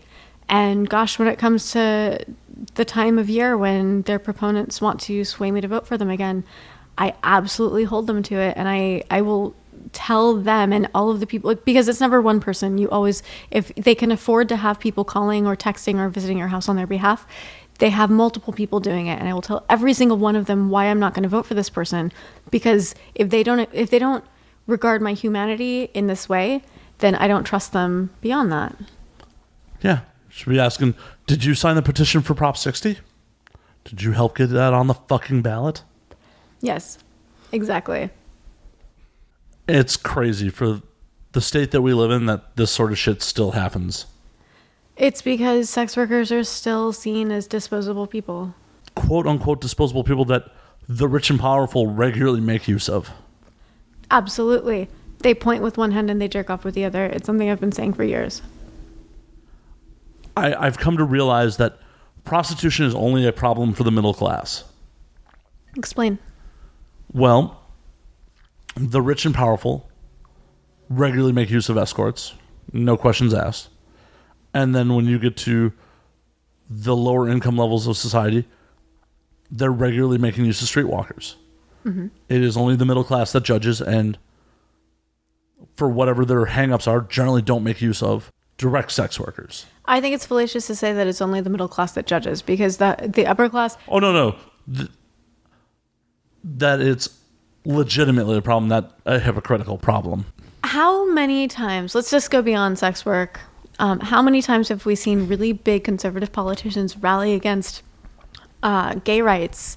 Oh, they're hypocritical. When they are later found to be not just engaging in activity with people of the same sex, but frequently paying for it, frequently publicly decrying it, and then that's the lifestyle. It's this weird, it's not just hypocrisy, it's this weird, like, self-hating mentality.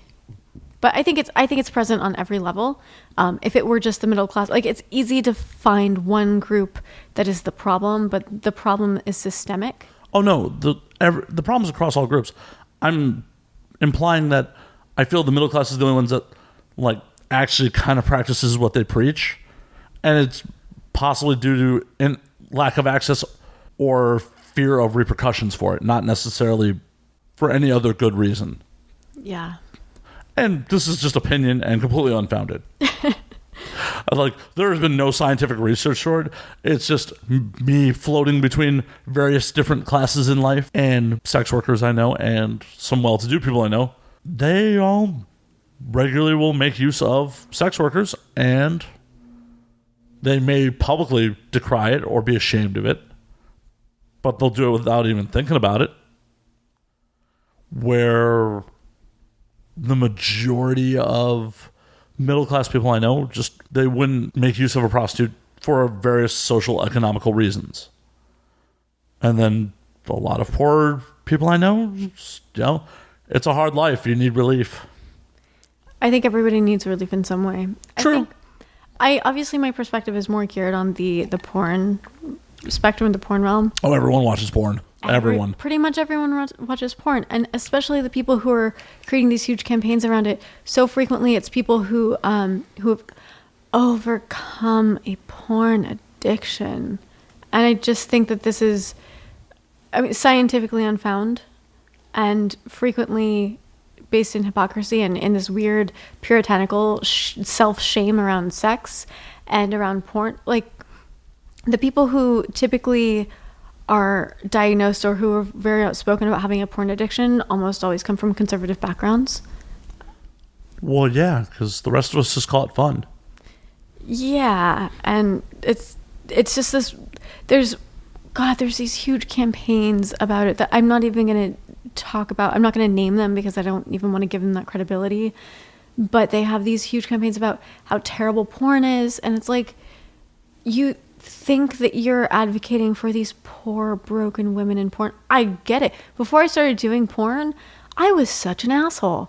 I thought that these poor porn performers were probably just all these victims, and they were probably forced to be there, and this BDSM kinky sex, gosh, they're like abusing these women. And I was at that point not in a place in my life where I thought those women might actually fucking enjoy it. They might like what they're doing. They might like that kind of sex. They might like this. They might be doing porn because it's cool and it pays a lot and they have fun and they get to travel and they get to meet people and they get to have a bunch of free time to pursue other, ideas and endeavors. I've been that asshole, and I was a fucking small-minded moron, and I decided maybe I hold this opinion that is contrary to what all of these people I think I'm trying to protect or whatever are just having a great fucking, maybe I'm the wrong one. Maybe I'm the one who's incorrect. And that's one of the reasons I initially started kind of dipping my toes into adult film, just starting with, fetish film and stuff.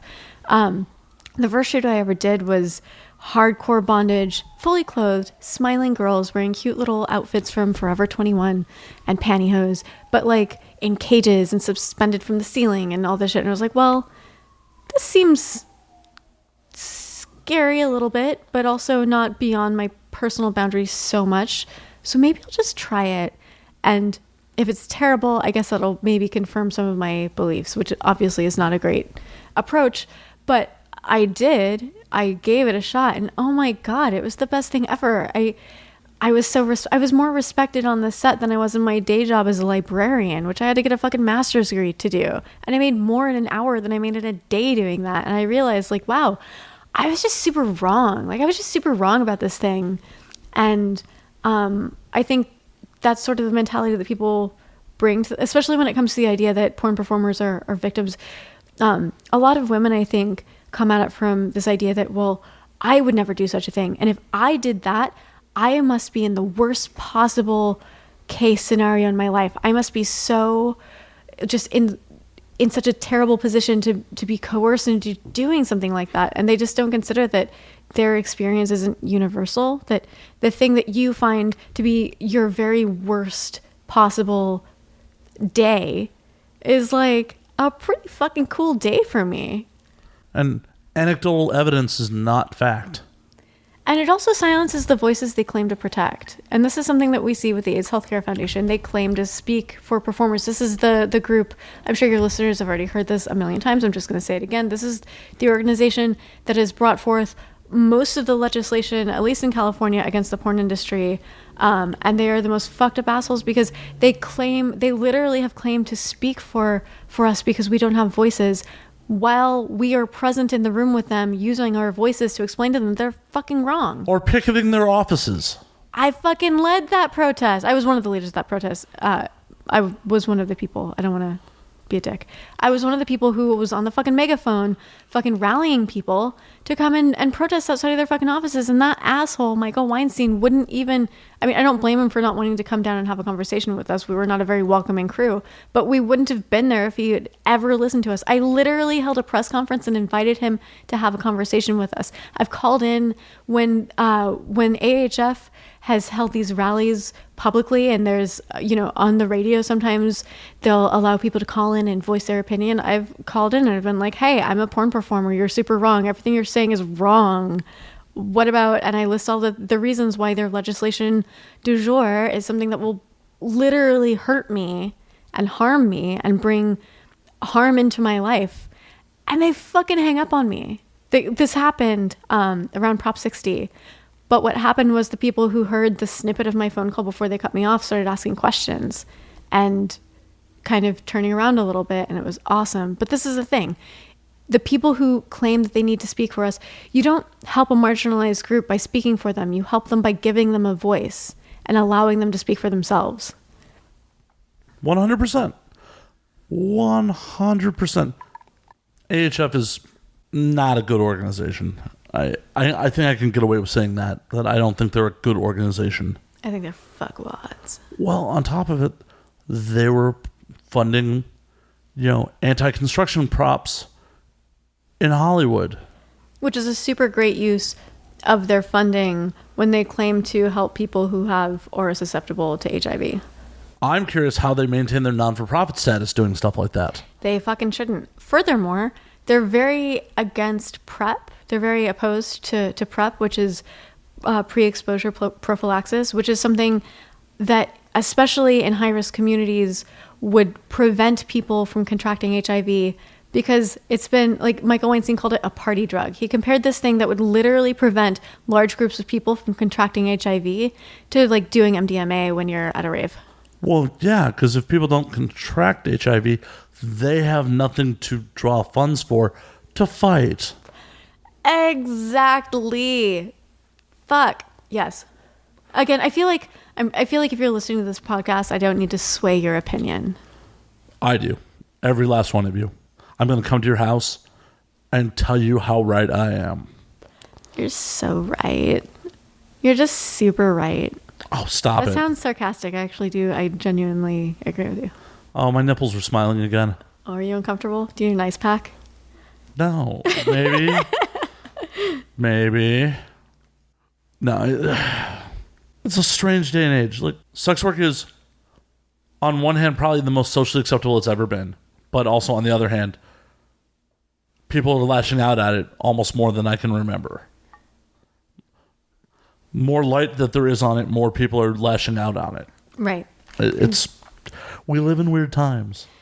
I think it's a very transitional period. I really hope that we're moving towards a time when sex work is just something that's acceptable. And, especially with camming is so pervasive. With porn, you have to live in the right city. You have to be a certain demographic. There's a lot of qualifying factors to be in porn, right? You have to have someone hire you. You have to maybe have the right, you have to have the right something. And I can see the look on your face, and you're right already. Today, you can also just whip out your phone and upload something to Clips or Sale, or whatever, ManyVids or many of the sites. I think with the advent of smartphones and new technology that allows you to distribute really large files very easily, all of these things have led to more people doing it. So it started off, I believe, with cam sites and clip stores. You can start a clip store if you want to. You can become a cam girl or cam performer if you want to. All that you have to do is sign up and do it. And you may be hosting AVN. We had a cam performer host AVN this year. Yeah. And that's a big deal. But I guess with camming in particular, like when it comes to producing videos, there is at least, you have to at least have some ability to edit a video, to understand video, like processing video. Like there's a higher, I don't want to say a higher bar, but it's a bigger hurdle. Whereas with camming, if you have a laptop, it's got a camera on it. You can cam, and people do. People all over are able to do this. In third world countries, there are many, many women who make a very, very healthy living for their families just by camming, which is something that they choose to do because it's exciting for them and it's freeing for them, but it also allows them, and I've worked directly with women in third world countries who do this, who choose to do this because they think it's cool and it's fun and it makes them feel good and it makes them feel sexy, but also the alternative is working any job that would not compare to the amount of money that they can make doing this. And they're able to provide for their families in ways that they never would be able to in other jobs, in other careers. That is fucking awesome. I'm curious. And in some of these third world countries, have you noticed any organized crime elements? There always are. I mean, name a country that doesn't have organized crime. Well, I'm just dipping their toes into this world. Oh, into camming in particular? Yeah. Oh, have I noticed it? No. Do I think it's not present? That would be naive. Obviously. But with the people that I've spoken to, that I've had personal experiences with, they're not in a position where if they decide that they want to stop, they're going to be harmed or punished. In fact, many, many times they do. They do it for a little while, they decide they're done, and they move on. And there are plenty of people willing to take their place. There doesn't need to be an element of forcing them to do it because cool, you're done, awesome, let's bring in the next. This new person is going to attract a new clientele. This new person is fresh. Just like with porn. We don't need to coerce people we don't need to force people to do porn. We don't need to traffic people into porn. Do you know how many fucking performers are sitting around waiting for a phone call right now? Like, we don't need to strong arm people into doing this. There are so many people willing to do it and ready to do it in a way that is going to be very appealing, and they're going to create a really exciting, marketable product.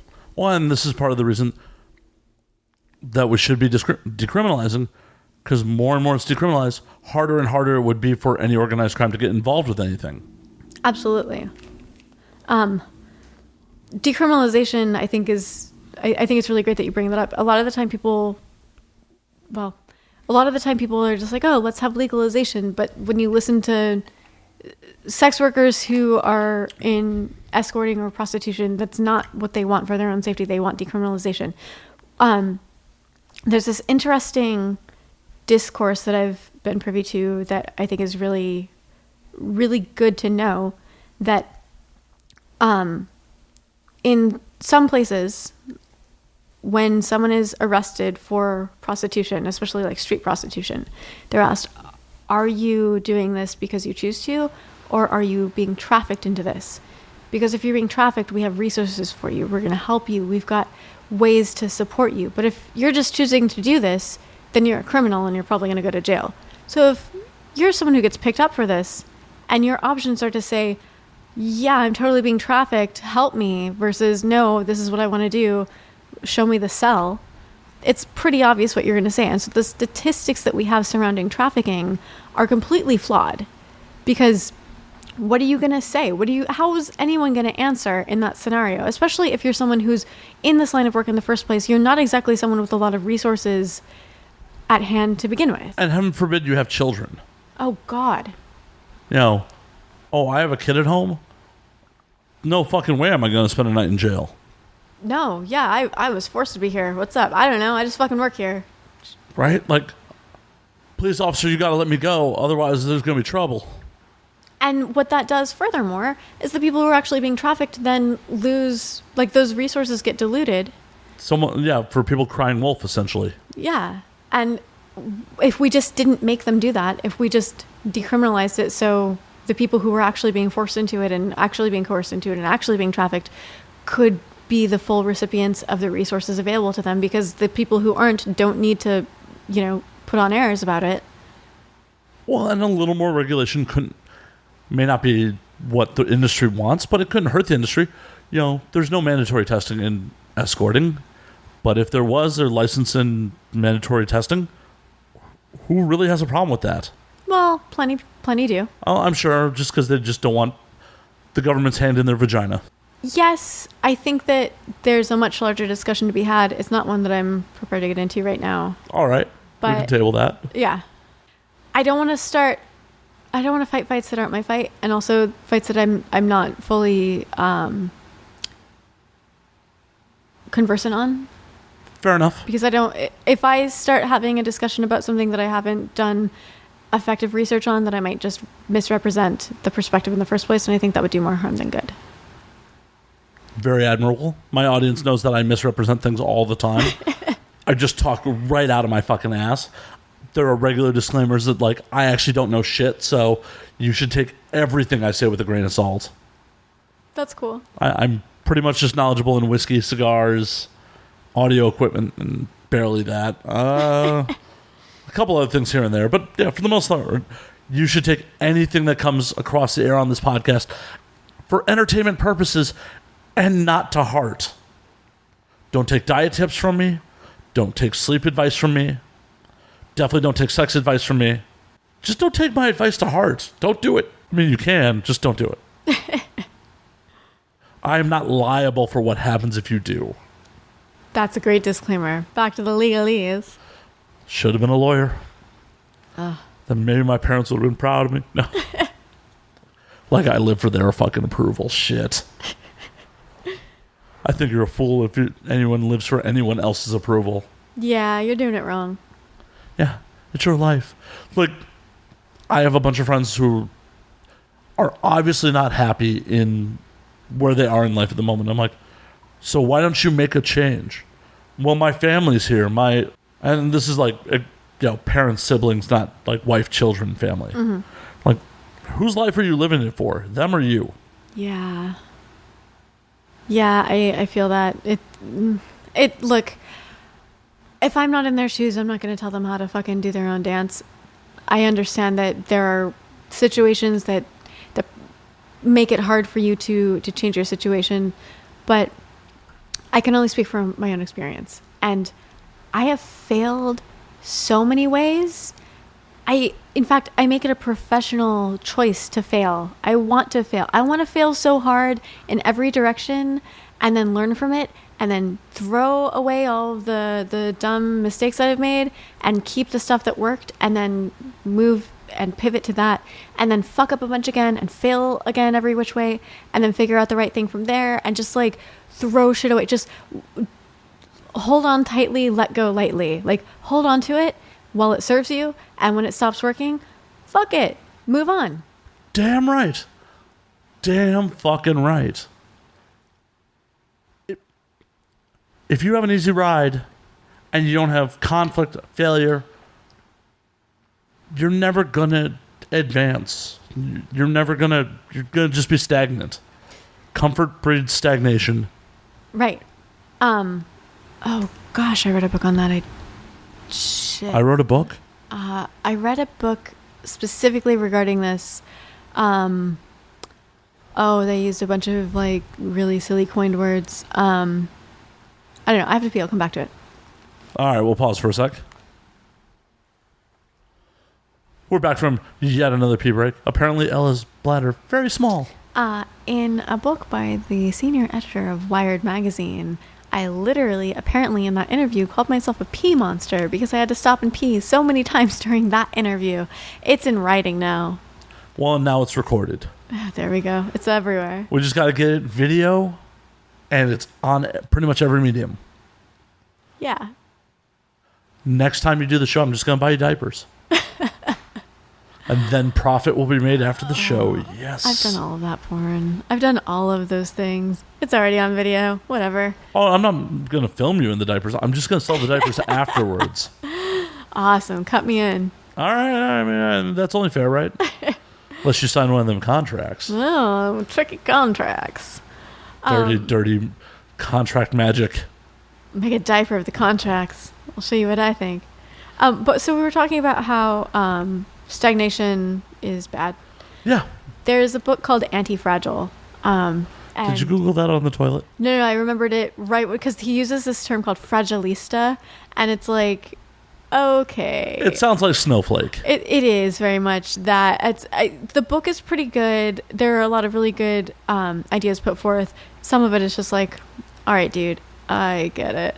But the conceit of the book is that you have to consistently, frequently challenge yourself, because with challenging yourself comes growth. With adversity comes growth. And if, for my life, in my personal experience, if I am in a place where I have no challenges, where there's nothing but success, where there's nothing but wins, where everything is like, yes, I did it right every time. Yes, I'm right every time. Yes, I'm surrounded by people who think I'm awesome and believe in everything I say. I am in a very, very bad situation because I have no room to grow. I have no room to improve myself. If I'm not finding at least one way to fucking fail and learn from it, to screw up and figure out how to do better next time, I'm in the wrong fucking place. If you're the smartest person in the room, you need to find a new fucking room. Bye, Ella. Bye. You gotta go find another room. There's only 2 of us in here. But you know what I'm saying. No, I 100%. And you're 100% correct. I also could not see you putting yourself in that situation. What? Just surrounding yourself with sycophants and people telling you that you were the best and great. I just could only see you seeking out more knowledge and going to, trying to climb that mountain. You need to have people around you who will call you on your shit and be confident in doing so. I agree. Otherwise, you live in an echo chamber. And I think that's incredibly harmful in a lot of ways. I agree. I definitely agree. As I echo chamber, yes, yes, yes, yes. I disagree with you agreeing with me. I was wrong, and so you're wrong. Cool. I own being wrong all the time. God, I think that's such a good quality, and I think it's something that is really hard for people. Like, I feel like for a lot of people, apologizing or admitting that you were wrong about something is somehow like some personal wrongdoing or some personal fault. Whereas I think it's quite the opposite, where if you're able to do those things, it's a really great character trait. Yeah. I just believe in ownership. It comes down to taking responsibility. Yeah. Have I been an asshole? Yeah. Have I been a bad boyfriend? Yeah. Have I been a bad friend sometimes? Yeah. These are all things I own. Have I given out bad information on this show occasionally? Probably. Right. Yeah. Have I given out bad information tonight? Most likely. And then when you double down on it, when it's like, when you're faced with something that you were wrong about and you just double down on that thing that you were wrong about because you cannot acknowledge that maybe you fucked up or maybe you did something that wasn't cool, that I think is when you run into problems. Definitely. I think we see that a lot in politics. I think we see that a lot in pretty much every situation where you have a manager of any kind, for the most part. I mean, look at our president. It's spiraled out of control about the various affairs that he's allegedly had. In 2018 or 2016, when the election... It's not even alleged anymore. He's acknowledged that he paid people... Like, he acknowledged that he paid to cover affairs. I am not in the tax bracket where I can even risk being sued, so allegedly... Gotcha, allegedly. Yeah. I'm not going to say for... Because if they call for a continuance, I'm done. Like, just done. I'll be living on your couch. Great. Are you looking to have this podcast happen on your couch weekly? Like, because I'm not going to stop recording. I guess you'll just become my co-host at that point. Like, hello, I'm in the room. All right. In 2016, what would have happened if he had just taken ownership of, like, fuck yeah, I fucked the women you masturbated to? Well, I think a lot of his quote base. You know what? No, I feel like there's this idea that they would have turned on him, but they're not turning on him. They haven't turned on him. Right. They haven't turned on him when he's allegedly committed criminal acts. This is what I'm talking about when it comes to doubling down. Yeah, exactly. But I'm saying he shouldn't have even needed to. Hell, I feel like a lot of, the cis heterosexual population would have... Is cis heterosexual redundant? No, that's... Was that right? Oh. Yes. Cool. Yay, I was right. You were great. That was good. Yes. The cis heterosexual population would have been like, hell yeah, Donald. I wish I could have fucked her too. Yeah. I don't know why I went to a southern accent like that. I think it's accurate. It may be accurate, but it's also like, what is it like when you discriminate against another like region? Is it regional? Regionalist? Is it regionalist? I don't really think it's a thing. Are we that Californian that we're worried about being regionalist? Well, I think, okay, so making it boring and serious, I think that words like that really depend on like a power structure. And I don't know that there is necessarily a power structure over, people in the South versus people in Illinois. Fair enough. But I'm in neither. Well, there you go. California über alles. Yeah. Damn right, Dead Kennedys. Damn right. Missing the point of that song entirely. Yes. Yes. Well, no, but as back to the original point, like, if he had just, he didn't need to double down on his bullshit. I feel like he could have just owned it. And I feel like he probably would have endeared himself to more people. Because I know I've definitely masturbated to Karen McDougal. Really bummed me out that she had sex with him. Kind of just like, really? Really, Karen? I'm sorry. Sorry that happened to you. I don't know, man. I feel like things are so surreal that that's part of the problem, that it's just gotten to the point where if everything is crazy, is anything crazy? If everything is beyond the scope of normalcy, then it becomes normal. Then normal becomes this new weird surreal place, and then it's not surreal anymore. It's just like, okay, I guess this is just where we fucking live now. I guess the guy playing The Sims just walked away from the keyboard. Man, he put us in a pool and he deleted the ladder. Pretty much. I'm sure. I hope he's enjoying doing whatever he is doing when he's AFK. Motherfucker. Come back, dude playing Sims. Load the old save. Come back, cool dude 42069. Oh, of course he would have that screen name. Of course he would. Of course. I feel like I've been not interesting, or not enthralling in the way that perhaps your listenership would like. Oh, I'm sorry. Okay, well, I guess we'll have to pry a sex story out of you. Okay. You're like, okay, I guess I have a couple of those. What do you want to hear? Crazy European sex story. Woo! Have I had sex in... You have not had sex in Europe? Not that I can talk about. Shit. No, my European trips are pretty boring. I mean, just the regular ass sex I have with myself at home, just in the fun European episode with jet lag and booze. That's different. Or the same. I hunt for American booze in other countries. Really? Yeah. I love trying new booze in other countries, like aguardiente in Colombia and palinka in Romania. That's not sex, though. Okay, cool sex story. Cool sex. Or horrible sex story, too. Or horrible sex. You're like, I would rather remember a good one. That's like, I feel like you're asking me, like, have you ever eaten a good sandwich? Like, yeah, I mean, I've had a lot of fucking sandwiches. Yeah, but where's the epic one with the sparklers and... Or where's the one that fell on the floor and you're like, fuck it, I'm eating it anyways? Fuck. Can we pause for a sec? I gotta think, and this is gonna be dead air. I'll pause it. Awesome, and we are back for part 2. We've had a 2-week break while I thought about this. I just went out and found myself in a bunch of pussy. Okay. Here's a fun sex story, and it's not a porn thing. Wipe your chin for the pussy, like it's still dribbling a little. No, I'm gonna savor it. Don't get it on the mics. It's my mask. Oh, geez, you went all in. Yeah, that's the real skincare advice. Just eat a lot of pussy. Oh, is that why I look so old? Fuck. Okay, so there was this girl who was really cool and is still really cool. I'm glad you didn't kill her afterwards. I didn't say that. Well, if she's still really cool, she's still alive. I meant in terms of temperature. No, she's still alive and she's lovely. Okay.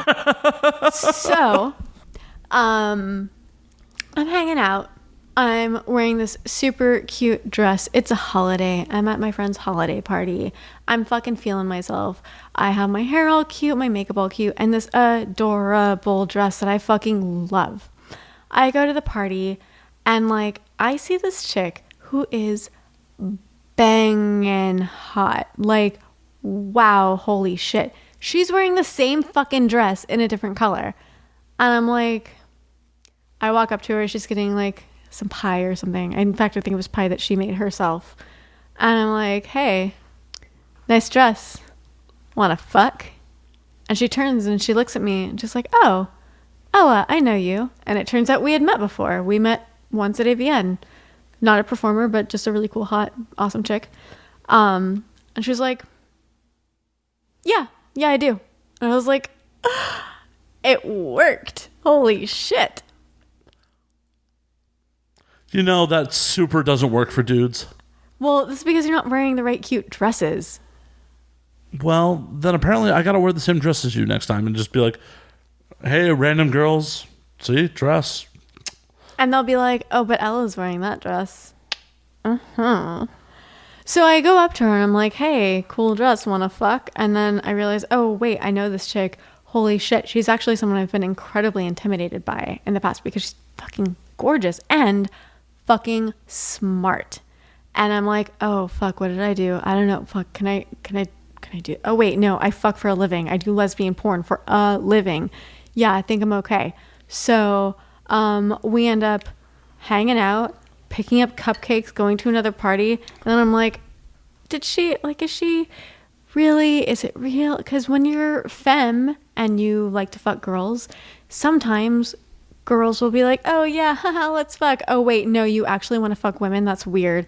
It's really hard sometimes when you're femme who fucks other femmes because women who present as femme are very frequently heterosexual and or like bi-curious in a way that like they want to flirt or like kiss you and then like they get scared. So then at the end of the night we end up at my apartment and like I'm like, okay, but really though? And for some reason, even though I've been a professional sex haver for years at this point, still very like all up in my head, like butterflies in the stomach.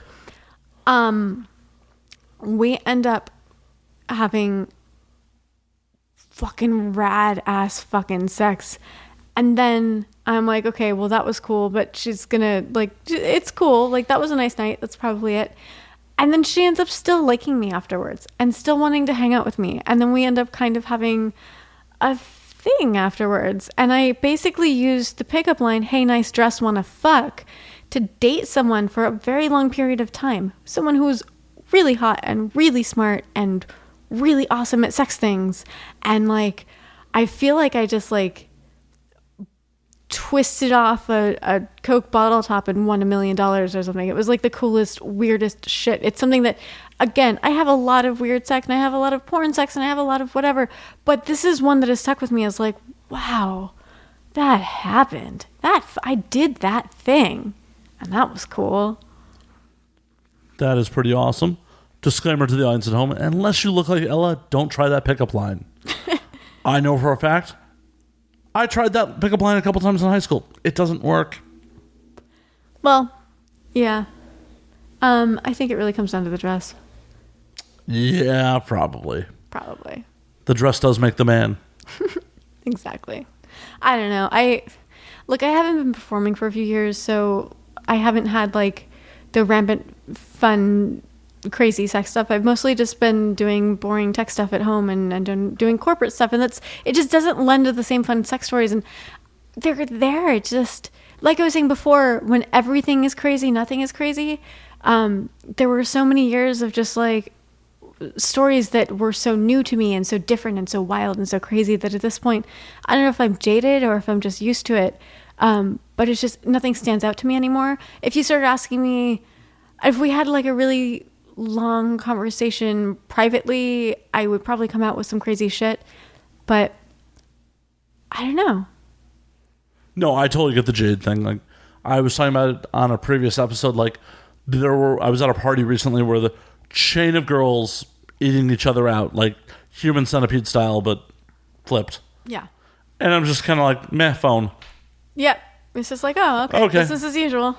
Yeah. Hey, ooh, hot dogs. My dopamine hit for eating a hot dog was more important than watching these girls eat each other out.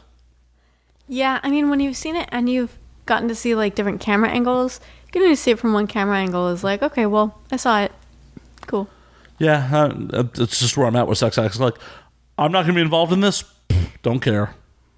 I have another... Again, I feel like the stuff from my personal life is more interesting than the stuff that you can just watch the scene of. I don't even care about the stuff that they can watch. They can go watch it. Yeah. So, when I was pretty new to porn, I went out to this bar, and I met this chick who was... Okay, so I was maybe like 24 years old, still pretty scrappy, still very new to porn, still like I'm not used to LA. I'm not used to the things in LA. I'm certainly not, it's a very unique kind of lifestyle and kind of society. And so I meet this chick at this bar in Beverly Hills, and she like is super into me. And I'm like, she invites me back to her place, and I'm like, yeah, okay, wait, me? And because I was, I don't know, I guess insecure or whatever. And I was like, whoa, this hot chick, like, okay. And she brings me, she's like, yeah, come to my place. So I go to her place. And we were at, it's not like we were at some bougie bar. It was some like, it looked like a hoedown on the inside. Like literally, it looked like a barn. I don't remember what it was. Like sawdust on the floor and shit? I think so. Holy shit. Classy. In fact, I think I was wearing like a little gingham red, like a skirt that looked like a picnic table. But cute. So anyway, I go back to her place, and it's this fucking like mansion in Beverly Hills, and I still to this day do not know what she did for a living to live in this place. It was, for where I was in my life, it was opulent. And I'm like, holy shit, this is weird. And she busts out this bottle of champagne that was, at this point in my life, like ridiculous. And she's like feeding me the champagne, and we're hanging out, and I feel like I'm a fucking boring weirdo, and she's like just taken with me. And so I'm like, okay, this is still what?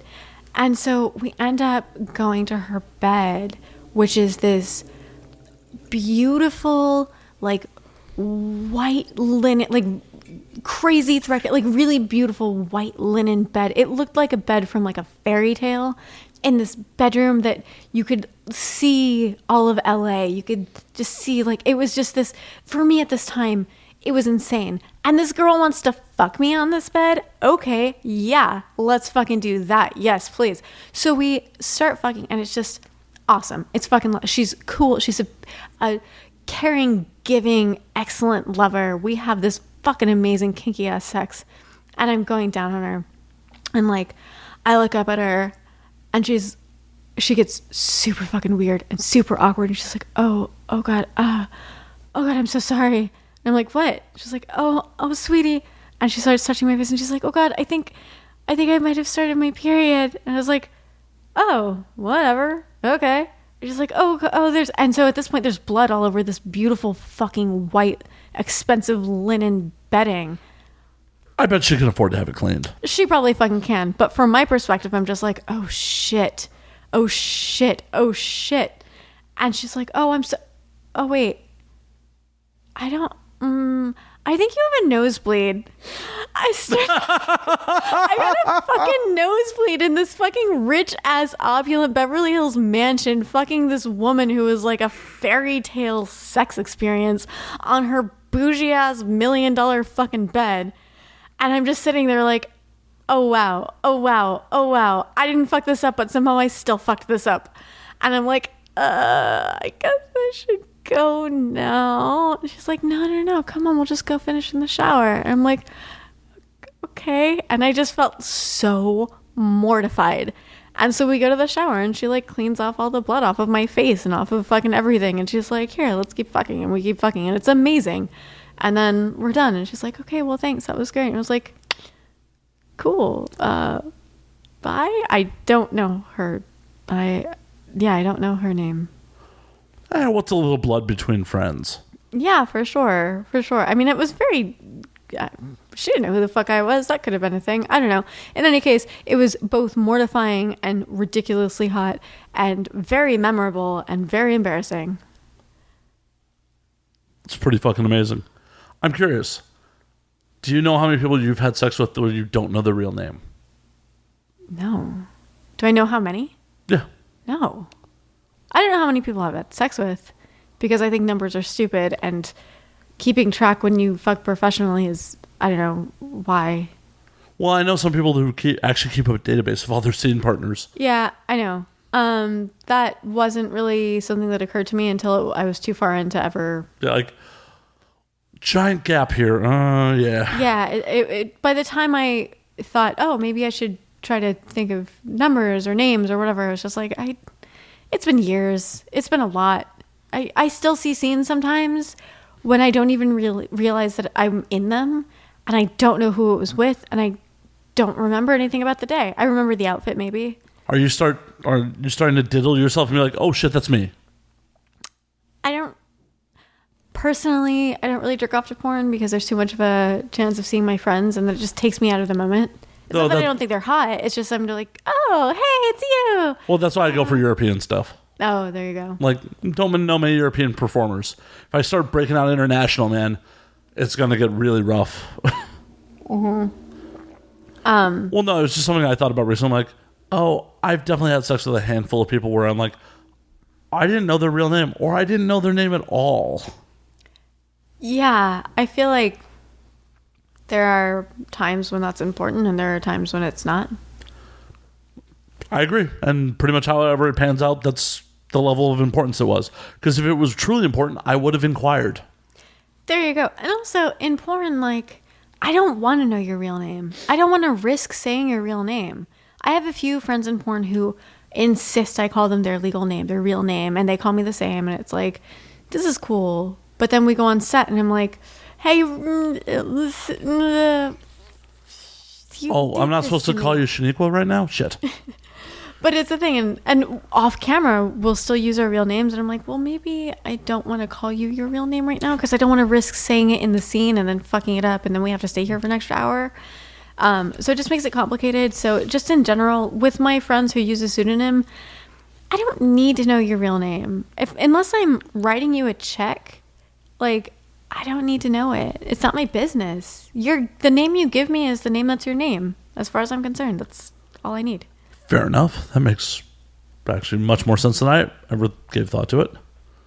Yeah. So, I don't know.